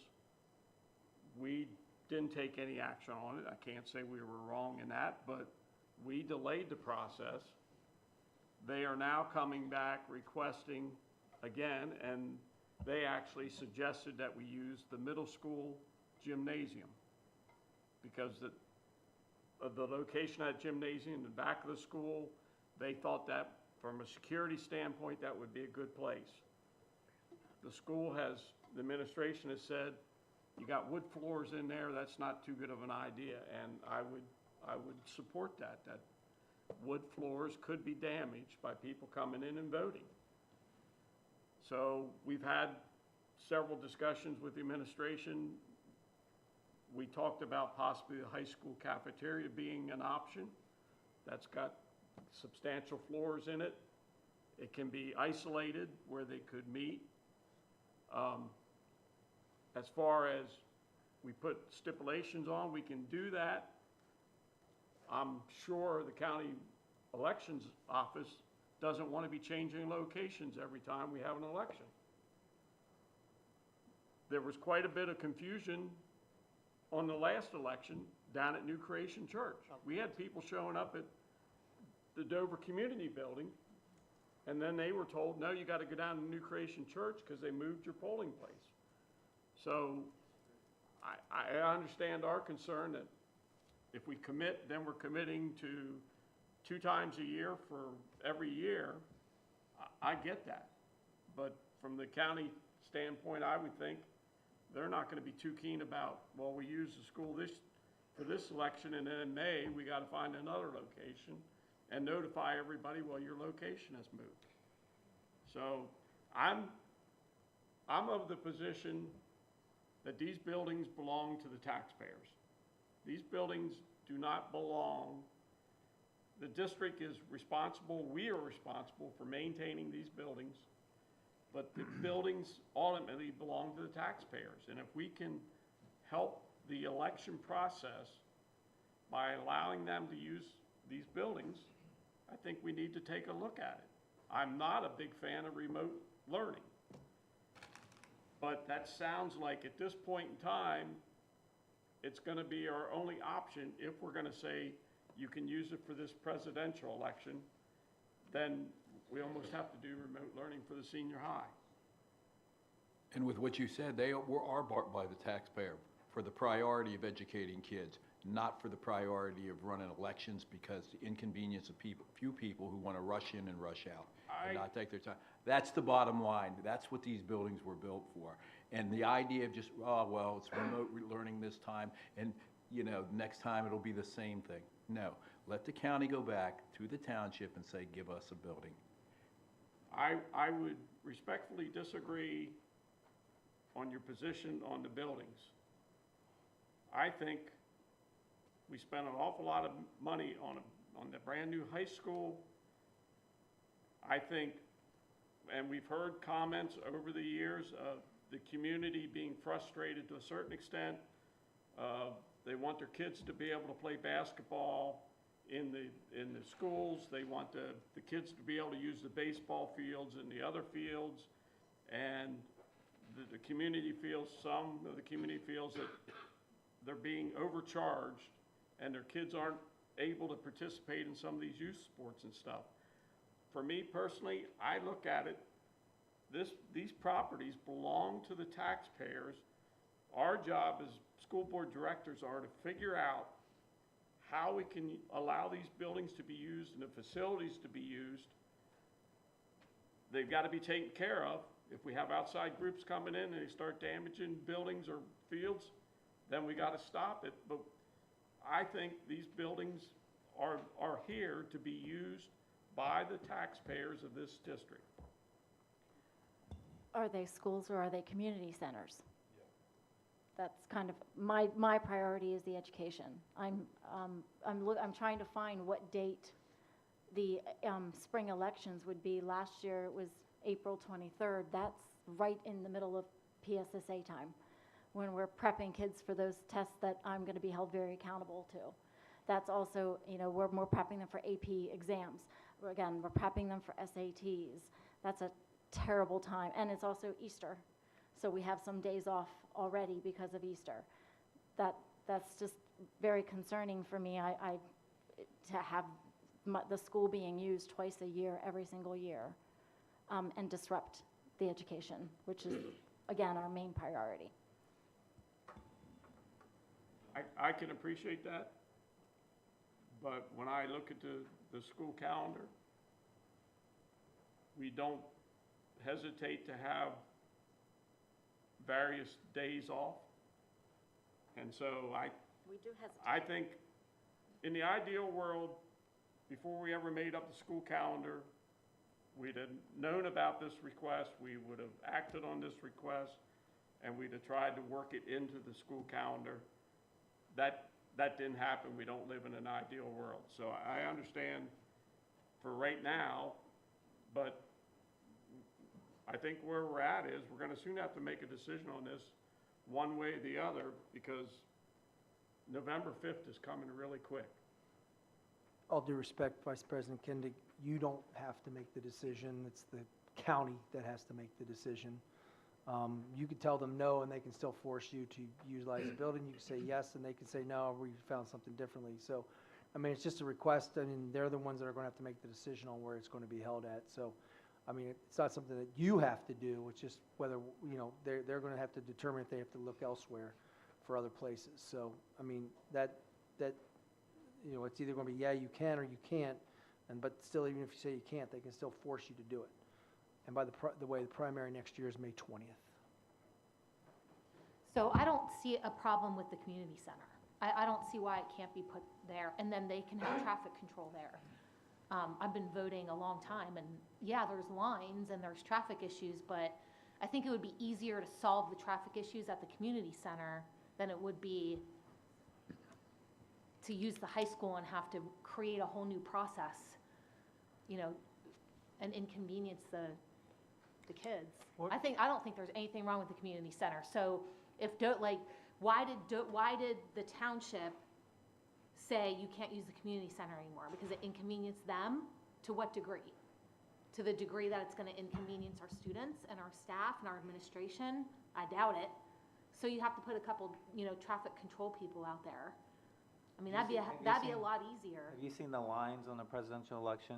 Yeah, I did. They're yeah. half a mile just sitting there, if you go at the wrong time, or you can live in the neighborhood and run there and avoid all the traffic. Yeah, is it, yeah, I mean, like I said, if it's traffic lines or people lines, or both? I think it's both, because you got them coming in and coming out, and then going on the other side. So the traffic lines, again, they'd have to have traffic control, and if it's people lines, you're gonna have the same issue. You're gonna have the same issue wherever you go. It doesn't, I mean, if you have so many, tables and then, machines to gather the ballots, are they gonna increase the number of those? Like, that's a if it's a people line issue, the location's not gonna matter. So it sounds to me like it's a traffic issue. And they have 14 individuals, I think it is, that live within that township fire department. Yeah, And volunteers. Volunteers that actually live there. Yeah. You know what, for a night or a day, go out and direct traffic. Yeah. I think that's way, and then there's not the confusion with people showing up and, at the primaries, I saw that happen.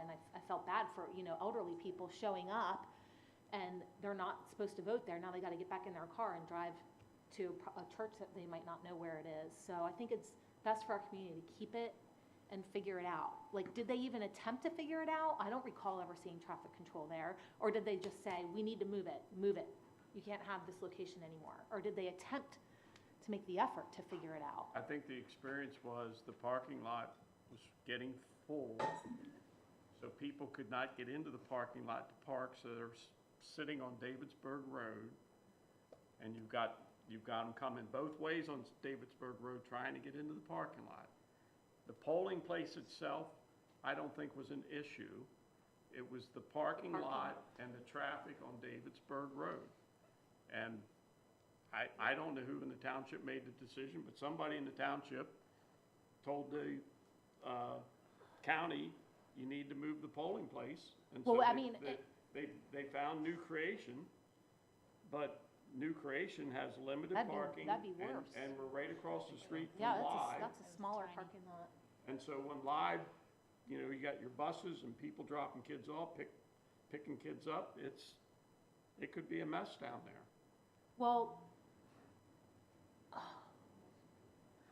I agree that she brought up a good point, that maybe it can be fixed, but as I'm sitting here thinking about, what if I was somebody who wasn't going to vote there? and I got stuck in that Davidsburg traffic, how would they know I'm not in line to vote? And like, what Well, on earth? you know, like Director Wolverton said, I mean, you're gonna be inconvenienced. And another thing that I didn't hear anybody say, sorry, my mic's really echoing. I didn't hear anybody say is that since that previous 3.5 years ago during that election, a lot of people mail in ballots now. So I don't know that it'll be as much of a problem as it was. So there's a lot of mailing in now. So they might be contemplating this serious issue when it's not going to be. I think they just need to try it again and put some traffic control in place. You know, it's the township, then the Board of Elections, everybody just passing their problem along. Next thing you know, hey, here it is, and we're talking about it. Send it back to them. Tell them, figure it out. We don't want to disrupt the education of these students, bottom line. Not when they haven't attempted to try to solve the problem themselves. Yeah. Like the township can't just push it off when they haven't attempted to solve the problem. Exactly. Like I said, they have that entire garage over there. Use it. Wouldn't it be worth having a discussion with the people who were involved in making the decision of moving it in the first place? I mean, what were their big issues? Would, you know, bringing it back there with a different approach solve the issue for them? Have they thought outside the box? Or is there no solution for them and the problem they've been running into on Davidsburg Road, and that's why they had no other choice? Like, we need to know. We're making assumptions and thinking for other people. So all I'm asking is maybe we could talk to them from the township and get some input. I think residents that live in that area too know full well what day it is. So, you know, avoid Davidsburg Road from 5 p.m. to 8 p.m., you know, or 7 a.m. to 9 a.m. So, I mean, everybody just has to have, I think to your point, I think it's much better in a community center than interrupting our school day. Well, I've also given some thought to what's traffic going to be like on Canal, in particular at that intermediate intersection. It's already busy. There's pedestrian traffic crossing the road. Now, with the high school students being let out of school that day, you won't have the pedestrian traffic crossing Canal. But Canals could get pretty well gridlocked as you turn in. Now, once you turn into intermediate, there's exceptional amount of parking. Probably besides Giants, probably the biggest parking lot in the district, I would think. I'm trying to think of a bigger parking lot than that. So you have lots of parking at the high school. You would have ease of access in and out of there, but I still go back to that congestion point at Intermediate and Canal, and I can't quite completely eliminate that as a choke point. That's going to be a problem, and that's going to require, you know, some traffic control there. I think no matter where you put it, you're going to have traffic control. You are. And I go back to and I don't know all the details on why they moved it from the community center, but just as an outside observer, there was also a construction project because they decided to take away part of the lane that you actually drive into that parking area. You took that away along with some parking spots when they added that extra. It's the housing unit that they put in. That's the housing unit for them? Yes, so that slowed down your throughput in and out of that parking lot, which, you know, made it less convenient to use that facility.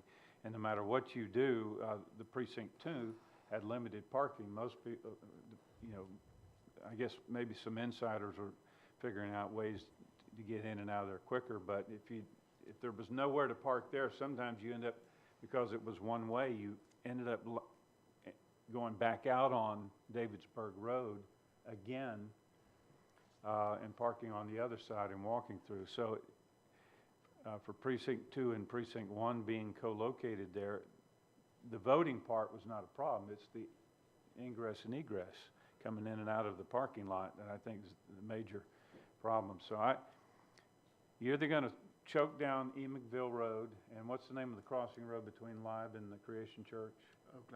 Oakland. That's going to be a choke point, those two roads, Canal and Intermediate.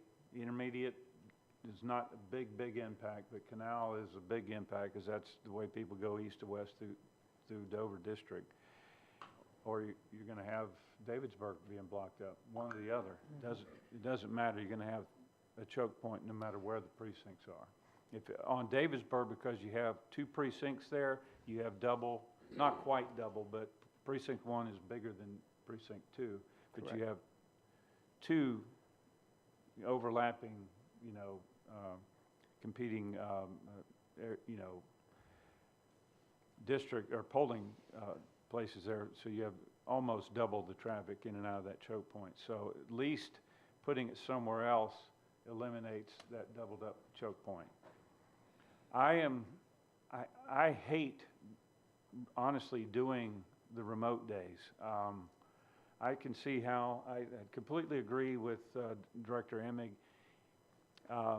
with his concerns, maybe not to the same magnitude. I don't think kids learn as much on remote learning days. And so there's going to be an impact there. I wouldn't say they don't learn anything, because I think with parental involvement or whoever's providing oversight, you can still make up a lot there. So I hate doing the remote day. I really wish there was some way out of it. But when I look at the Dover district as a whole, how do you solve this problem without offering up one of the schools? Unless we had another large church. I don't know if they've approached the churches. I really don't know what other homework they've done there. If they've approached, I'm trying to think of another church that might have a large fellowship hall or gymnasium or something like that to locate it. But I don't know what they've done.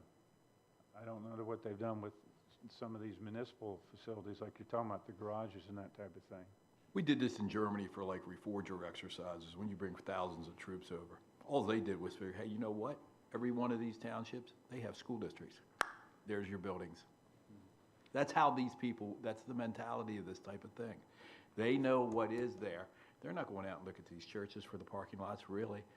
They are looking for a quick, easy answer. And those school buildings are a quick, easy answer until they're forced to go back and say, these parents are going to have a fit about the idea of remote learning.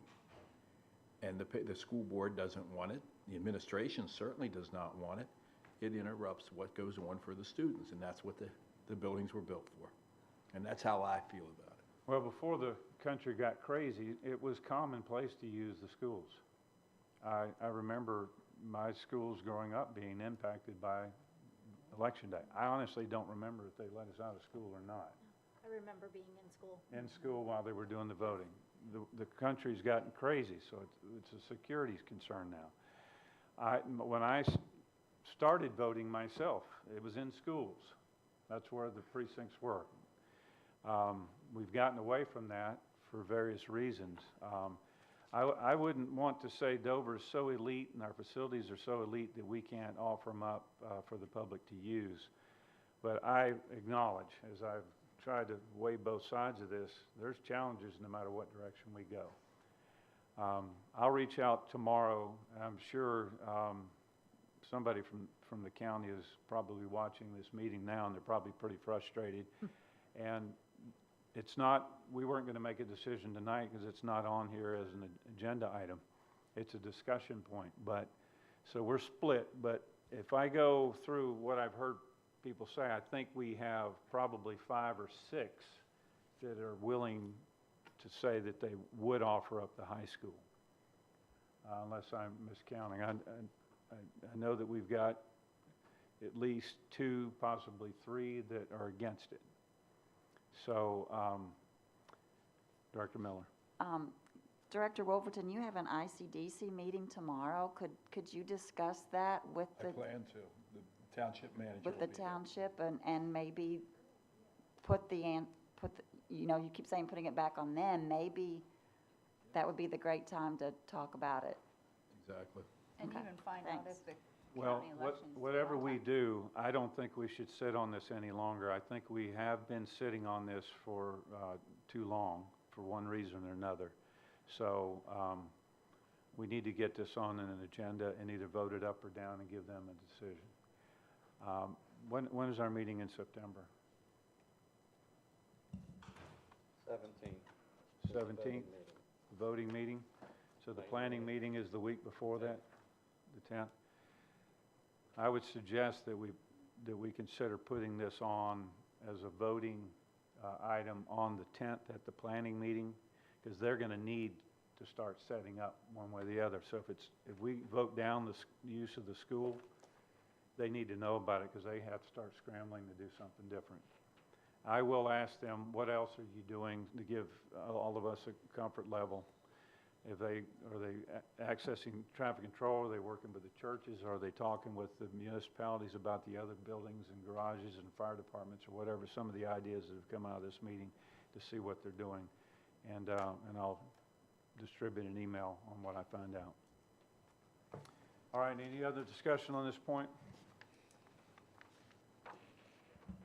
All right, let's go to the next agenda item, Section 11. Dover, we're going into now the reports. Dover Eagle Foundation report, Director Hogan or Director McKinney. Who would like to present that? I don't have anything, do you? I did not have anything either. They are progressing very nicely on the Veterans Memorial. I checked it out last night when I stopped in for Meet the Parents Night. The stonework and the brickwork is beautiful. It's red, white, and blue. Looks like they have the rebar end ready to drop the granite onto it. So it's coming along, and it's going to look great. Excellent, very good. York Adams Academy report, Director Emick. We had a meeting tonight. I couldn't be there because of this, so I have nothing to report. Thank you, Director Emick. York County School of Technology, I'll take that one. I attended the meeting last Thursday night. A lot of very positive energy at the school and as well with the board. They're doing a feasibility study to research the feasibility of expanding the school to try to open up additional opportunities. Every year they have quite a few that are turned down that want to go into that facility. Those of you that have been down there and seen the facility, it is an exceptional facility with a lot of offerings, and so there's a lot of competition to get in there. I noticed the numbers for Dover were down this year. I don't know if it's because we had less applicants or we had less that qualified. So I'm not sure about that. I don't have any answers to give on that. All right, the next is the LIU 12 Learning Center Joint Authority report. Director Miller. The LIU Board of Directors, I receive information from Sarah Kiefer. She is our representative. They met on August 6th. 3 new directors were sworn in. There was a presentation on LIU innovation and business strategy. There were 30 resignations, 5 retirements, but 10 professional and 17 support positions were filled, and the next meeting is September 3rd at 7 p.m. The York Learning Center Joint Authority, their first meeting will be September 18th at 6 p.m., and I plan to be there. Thank you, Director Miller. Chair recognizes Director Whitmer for the Legislative Liaison report. I just was doing some recap on the budget reports and just looked positive in the area of education for the whole Commonwealth, starting at K through 12, all the way up to higher education in regards to new monies allocated for that. And so I think there's a positive outlook on that. There's differing views on whether or not funding towards public education will be accounted for properly. So I would just say that as a district, we'll do our best to account for our funds properly, and we won't need to defend ourselves in that. So, but I think overall, we're going to see some uplift probably in some funding coming in, and just from the recap that Mrs. Weaver gave us too, we can see that that's already happening. And I did have a question, not to put you in the hot seat, Dr. Halk, in regards to the cell phone bill that is out there and they're piloting with the bags. Was the administration discussing what they have maybe decided or not decided in regards to that? We have kind of doubled down on our cell phone policy. I think it might have gotten a little more relaxed than we wanted, so Mrs. Fasek has done an excellent job of communicating very strongly to students, parents, teachers, that they are not permitting any cell phone use whatsoever in the classroom.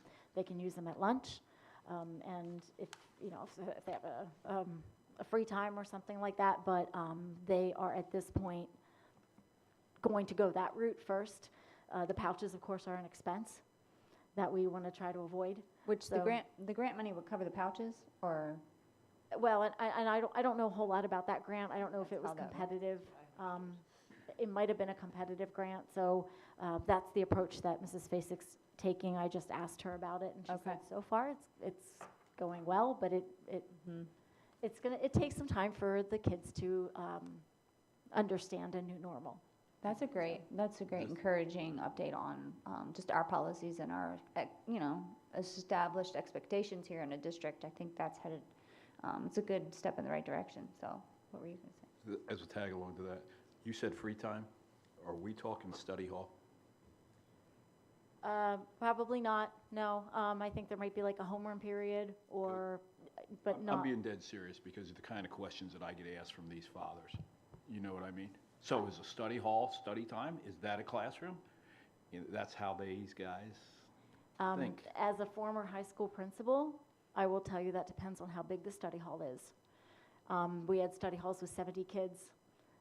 We couldn't make sure that they were all studying and not, No, but, I guess when what it's small, then of course we would want them studying. Right, and what I'm getting at is the idea to say, no, study hall, they don't have them out just like a classroom. I would have to ask Mrs. Fasek. I don't know the answer to that. All right. Okay, anything else, Dr. Wortman? No, sir. All right, so the Chair recognizes Dr. Wolverton for the Dover Industrial and Commercial Development to ICDC. Our last ICDC meeting was actually canceled. I want to bring something up to everybody here in the board, and most of you people weren't on the board. When in 2022, when we first got on here, I'd been in Washington for 10 years prior to this and working, and had met a CEO who actually was thinking about coming, and when I say coming, building a facility or renovating a facility, which was the old Surefine building down here. That's what they were looking at. They liked the idea of you had Northeastern, West York, Spring Grove, Dover, decent kids, that kind of stuff. What scared that company off, so that everybody knows, was the idea, one of his questions was, how many times have you raised taxes on that school board in the last umpteen years? And I want to tell you people, it's extremely important that the budget issues concerning Dover School District get taken into consideration in a very serious mode. I know for a fact there is a business in the local area that is looking at being sold. A couple years ago, it did about $1 million. And what's happening is one of the prospective buyers is taking a look at, do I want to buy it? Because of the school district. It's not the township mercantile tax. If you guys aren't aware of it, and for the people, is the idea the mercantile tax is one of those taxes where a sale is made, the township gets a small portion of it. Many of the townships eliminated that, but Dover kept it. Their township kept it, and they roughly get $400,000 to $500,000 a year. That's how they built that $3 million garage out there. It stays the same. They haven't raised taxes in like 12, 14 years in the township. But it's the school district that scares people. And that's one of the things that we as a committee need to be considerate of. I'm just telling you. All right, thank you, Dr. Wolverton. The Pennsylvania School Board Association, PSBA report, Director Meese. I have a handout. Okay, excellent. Take one and pass it on. Oh, wait, give me one first.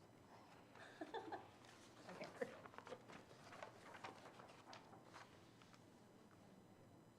Yes, there's one for you. Yes, and Mr. Pratt too. You can shred it and leave it. There are now micro courses available to PSBA members. I'm just reading from the first paragraph on the paper. The training can be done in small bites because each course is only 5 to 10 minutes in length. You follow a pathway of courses to complete a micro credential, and you can earn a badge. And it adds that, it adds each of those courses to your transcript. And you can, have access, and that serves as like your additional training if you get reelected and on the board again. So below are the available micro-credential topics, and then I put how many courses are involved with getting that credential, that badge. I started the one for personnel and negotiations, and they're like 5 minutes, 5-10 minutes in length, so you could do it on your lunch break. I recapped the steps that I gave you guys a couple months ago on how to add a course. It's kind of funky, so make sure you have these steps. It can be kind of confusing and you don't know where to click next, so that tells you exactly how to access the micro courses and how to add it to the cart. You have to add it to the cart and then purchase it, even though it doesn't cost any money. And then you have to click on like the transcript link at the top of the page, so it's a little confusing. And then the second item at the very bottom of the sheet is the Sunshine Act for PA. PSBA finalized the publication of the Sunshine Act for PA. We all know what the Sunshine Act is.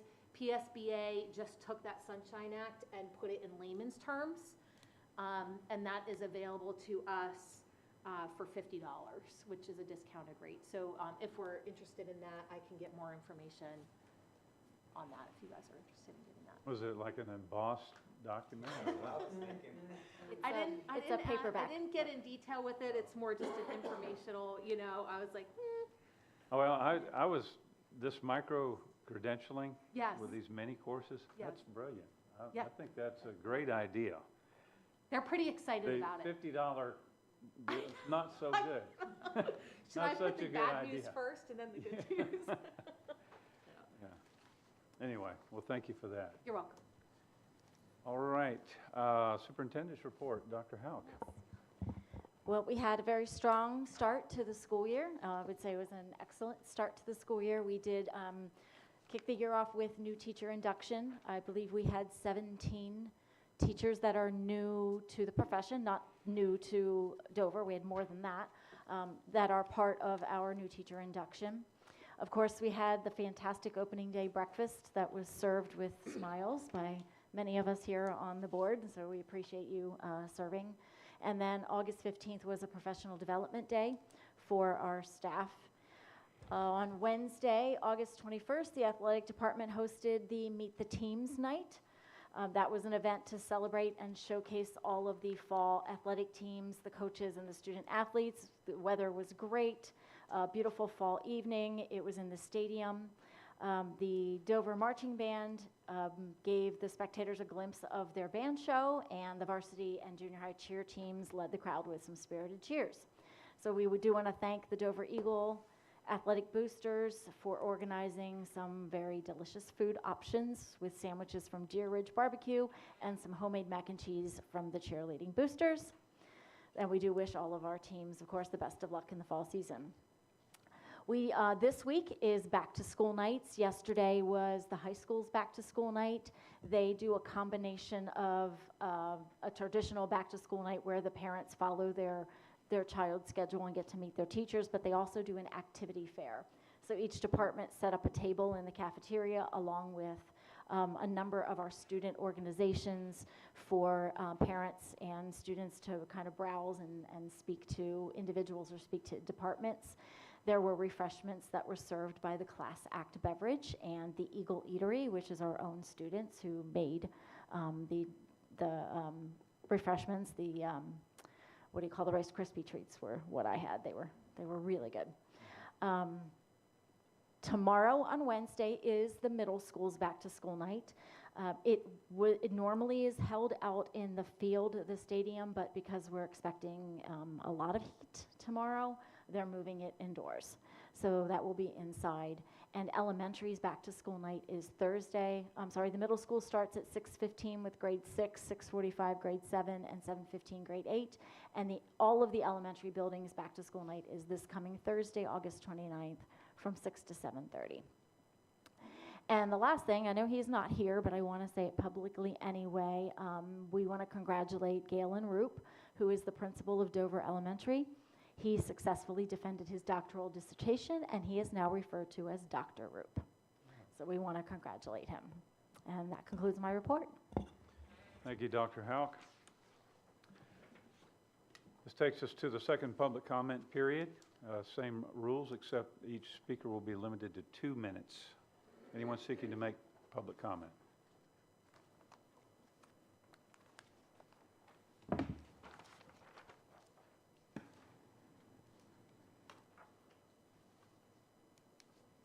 Hello, my name is Nicholas Stefanovich, and I live at 4801 Carlisle Road. I understand that you guys, the school board, think that the middle school or high school are the best locations to hold the election in December, but they're truly not. If you actually think about it, you would have to close all schools just so the election can be held at one school, which would be the middle or the high school. I agree with Director Wolverton that the election should be held at the township building because it does not affect the school district, and the township has plenty of parking out back, on the side, and out front, and the roads can easily be slowed down by traffic control. I'd rather be in a school to learn than get basically a free day at home. Thank you. Thank you, Mr. Stefanowitz. Nice job. Anyone else? All right, the public comment period is closed. This takes us to comments and observations from the board. I think I started on my left last time. I'll start over on my right. Director Hogan. So, Dr. Weisling, I'm excited about the girls wrestling team. And if we can get a junior high track and field team, it would be even better. So you can work on that too. One thing at a time, unless you want to just give it all, let's go. Yeah, it was dark. You know me. The more opportunities for our children to participate, the better. Also, I brought up, I had a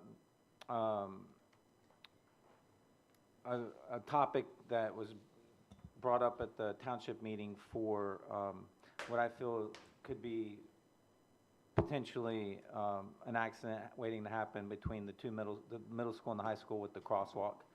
So I was hoping that they could look into maybe putting a safety feature there.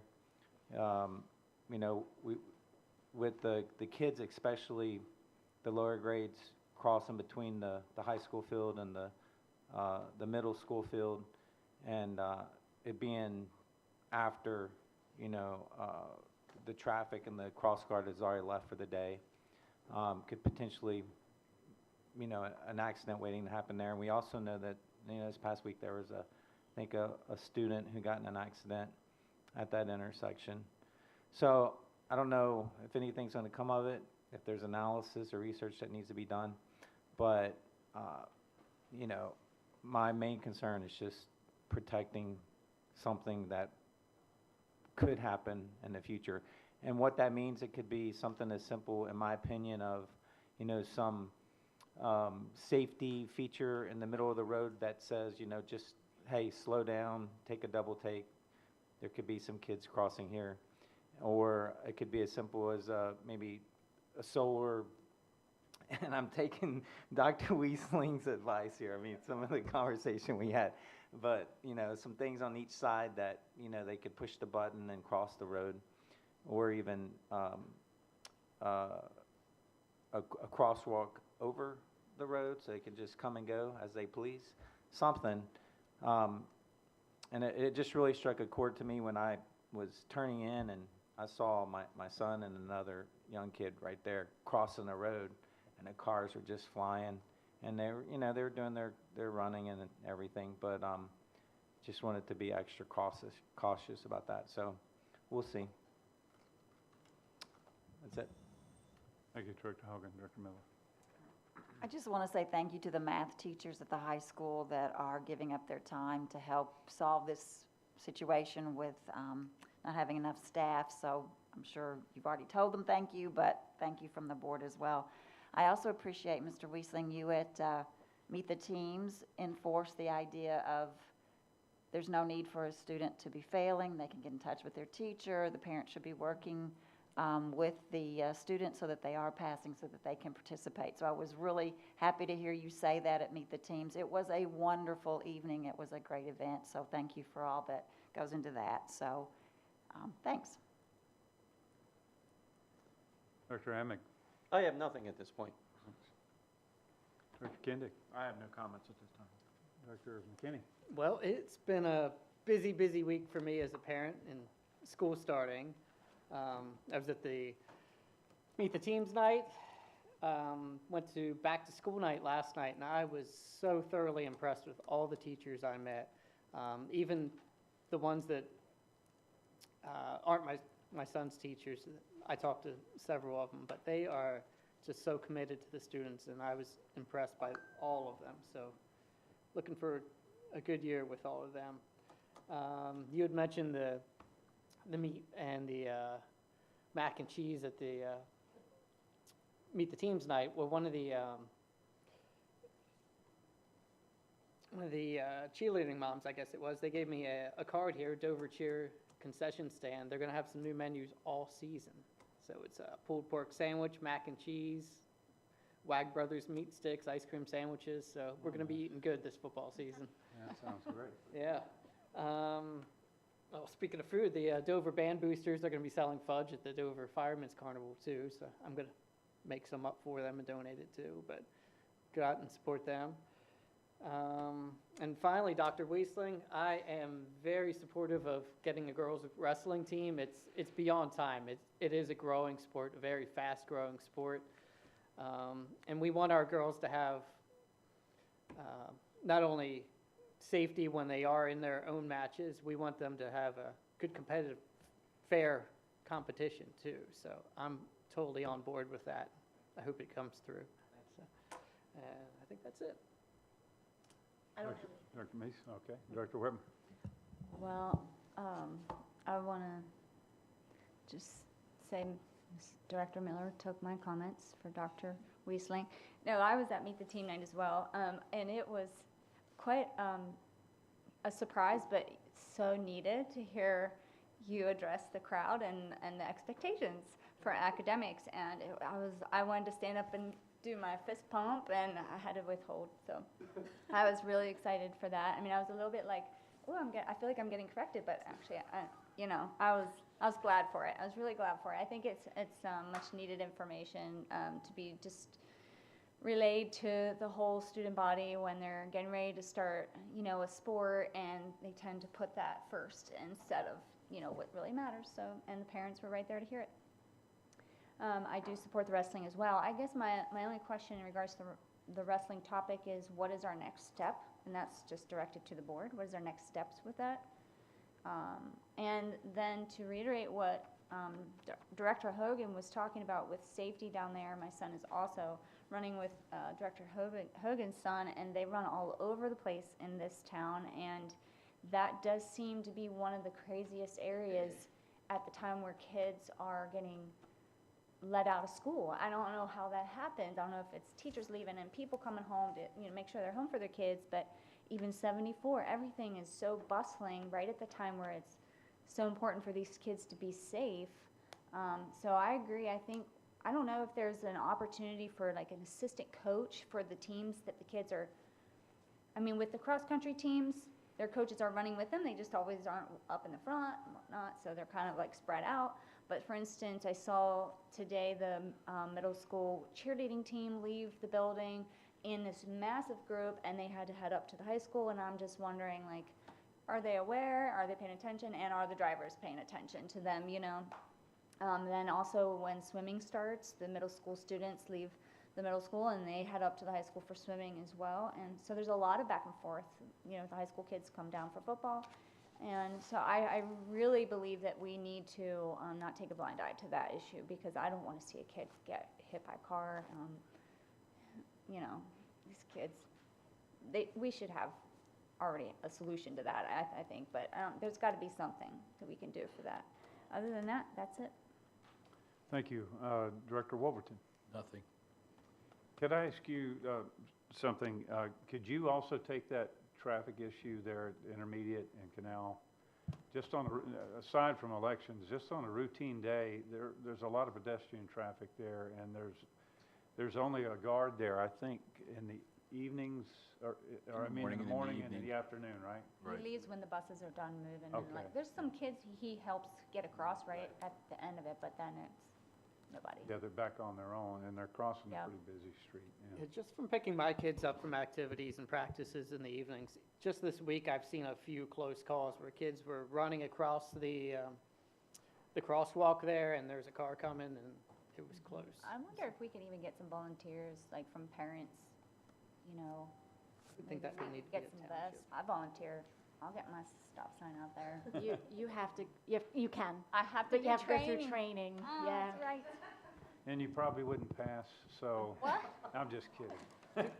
Would we be able to at least start with those rubberized signs, the pedestrian signs, put one of them in the middle of the road and see if that? No, at least- it's a state road. Okay, We dealt with this when we were doing the construction of the new high school and the renovation of the middle school. Mhm. We were required to put in certain signs.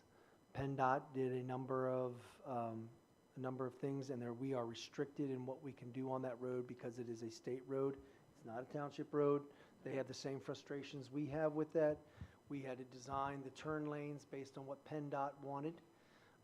So that is a state road, and it is up to them. So anything we do there, we would have to get state approval to do that, and we had those discussions. The crossing guard is one, we're allowed to do that, but there are exceptions, there are limitations on what we can do with that road. I think we need To- railroad crossings. well, that's the. To add Well, to the, to Again, what, that's a state road, and you're stopping Put a traffic fake on a railroad state right road. there. to add to that, one of the fathers of one of our students is actually one of the supervisors for the state of all these roads here. And that discussion came up when we talked about the traffic before down there. And he's like, yeah, you're gonna have to submit plans, forms, and everything else. You are not touching a state road Nope. with anything. So how's that process get started? With the township, and then they can take it to the state, or is it something an individual citizen Yes, can work it's on? normally through the township, and designs and everything else, and then you have to look at sight lines. We had to deal with all the property owners on Canal Road as well, because we took away parking spots. So you have a lot of design issues, and those aren't free, and the township may or may not want to assist you on that. Isn't Yeah. the middle school in the borough, though? That road is Canal, but I mean, which is state road, so. I'm sorry, as Oh, you far mean as on the who borough? would Yeah, draw up plans? I apologize. And the borough, because that's all, it was the district, the borough, and the and the township that had to deal with those issues. I mean, it's our kids' safety, we have to figure out a solution. So I don't, hopefully, Dr. Weasley, you don't mind me mentioning this in our personal conversation, but you know, at the school that his kids attend, a child got killed, and the thing is, they were trying to get safety there to prevent that from happening, and then it happened, and then they say, okay, we need safety, and then they put it up after someone got killed, right? Director Hogan, I don't know if that is a state road or. Oh, not a state road or whatever, but still, the point is, yeah. Right, something happened. Something and happened before anybody- precipitated Decisions to be. right. Unfortunate. Understand that this discussion has been had, and it is one that you have to deal with PennDOT, and it's not a fast process. It's actually very slow. So Well, you can start the process, but I would recommend that you talk locally and with the township on how to proceed with that, because I know they have concerns as well. in the meantime, would it be feasible to reach out to parents in the community, such as myself, who be interested in standing out there? You know, I mean, I'll do that instead of go home and make dinner. I'm fine with that. After you've been. There's training issues that have to go along I with know, that. but if anybody be willing to do the training, how long is the training, Mrs. Jacoby? What does it take to? It was extensive. It's through PennDOT, it- yes, and I do hours. believe there's some regulations on who can be out there. I would be worried about volunteers, I'd be worried about if someone would get hurt out there. They would not be a district employee. I think there's a lot of conversation, and we need to explore a lot of things if that would even be an option the district would want to do. So, I feel like an adult body out there with eyes is better than nothing. Like, we have nothing right now. it is still challenging on that road when we have our crossing guard out there. Yeah. It's challenging on that road when we have our SROs out there. People are not as respectful as you would hope they would be if they saw even a trained officer out there. So just be cautious. Let's get Wilderton out Yeah, there. I did it last year when we didn't have, it was terrifying. One of the things, you mentioned an over crossing thing, you'd be better off putting a tunnel in based on the mere fact, everything from big farm equipment to tractor trailers come down that road and they'll take a crossing thing over. And I'm being dead serious about the idea of put a tunnel under the road. soon as he said State Road, I thought big trucks come take out your walkway. Good thought, though. Well, there's, on the PennDOT site, there is, if you click on Contact Us, there's a button for submitting a concern. Probably wouldn't hurt for people to submit some concerns there, because I am concerned about it. Not to use that word twice in a row, but I'm concerned about the congestion there in that crosswalk, and I appreciate the attention you're bringing to it, Director Hogan. So if we get a few hundred views on our stream, encourage everyone to submit a concern to the state. And let's flood them. Okay. All right. You have any comments? I do not, thank you. Solicitor Pratt. As my comments, the back-to-school day, I want to thank the board members who showed up and the board members who served behind, the serving lines and all that type of stuff. I appreciate you being willing to put yourself out there. It was commented to me that that was the most board members that they have ever seen serving behind the serving table. So that speaks well of your engagement. Appreciate that. And, Director Aming, you've been doing that many, many years, I think, so you look like you were pretty good at it over there. Yes, I can say that this has been the most board members that actually served breakfast that day compared to other years. Well, thank you for that. And I did get counseled for giving too much food, so I had to cut back. So I thought the scoop of fruit was not enough, so I was putting a little bit extra on there, but I understand we got to stay within the tolerance on that. But I appreciate the presentation tonight on the girls wrestling. It was good to see the youngsters in here speaking to that.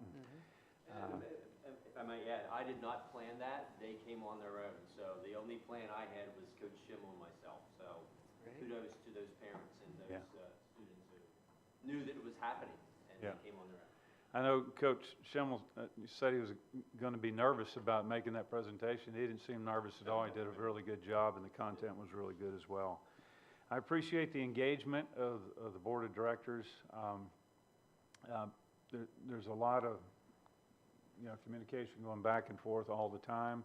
Appreciate that. I appreciate the job that Dr. Houck is doing here. It's been just an absolutely seamless transition from permanent superintendent to acting superintendent, and so far meeting and exceeding all the expectations. So thank you for what you're doing, and thank you for the public hanging in here with us tonight.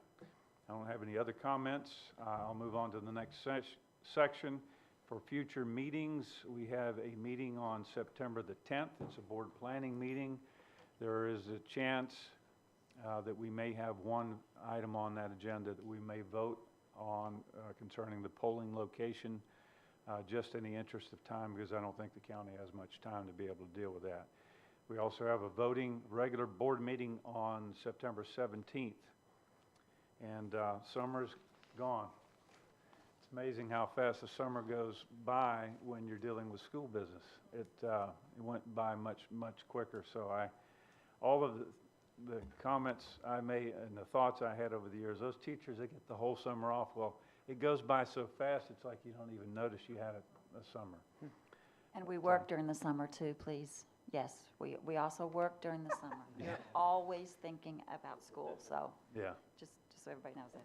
Appreciate that. All right, any other last thoughts, comments? Director Conley, may I make an announcement? Yes.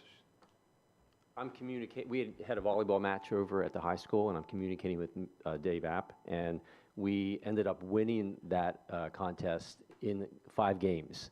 They were down, they lost the two first games, came back and won the second 2, and then tied that up then, because then it forced the 5th game, and they won that 15-12. So congratulations to our varsity girls volleyball team. Wow. Thank you, Dr. Wiesen, for that update. I'll entertain a motion to adjourn. So moved. It's moved. Is there a second? Second. Director Miller seconds the motion. Is there any opposition?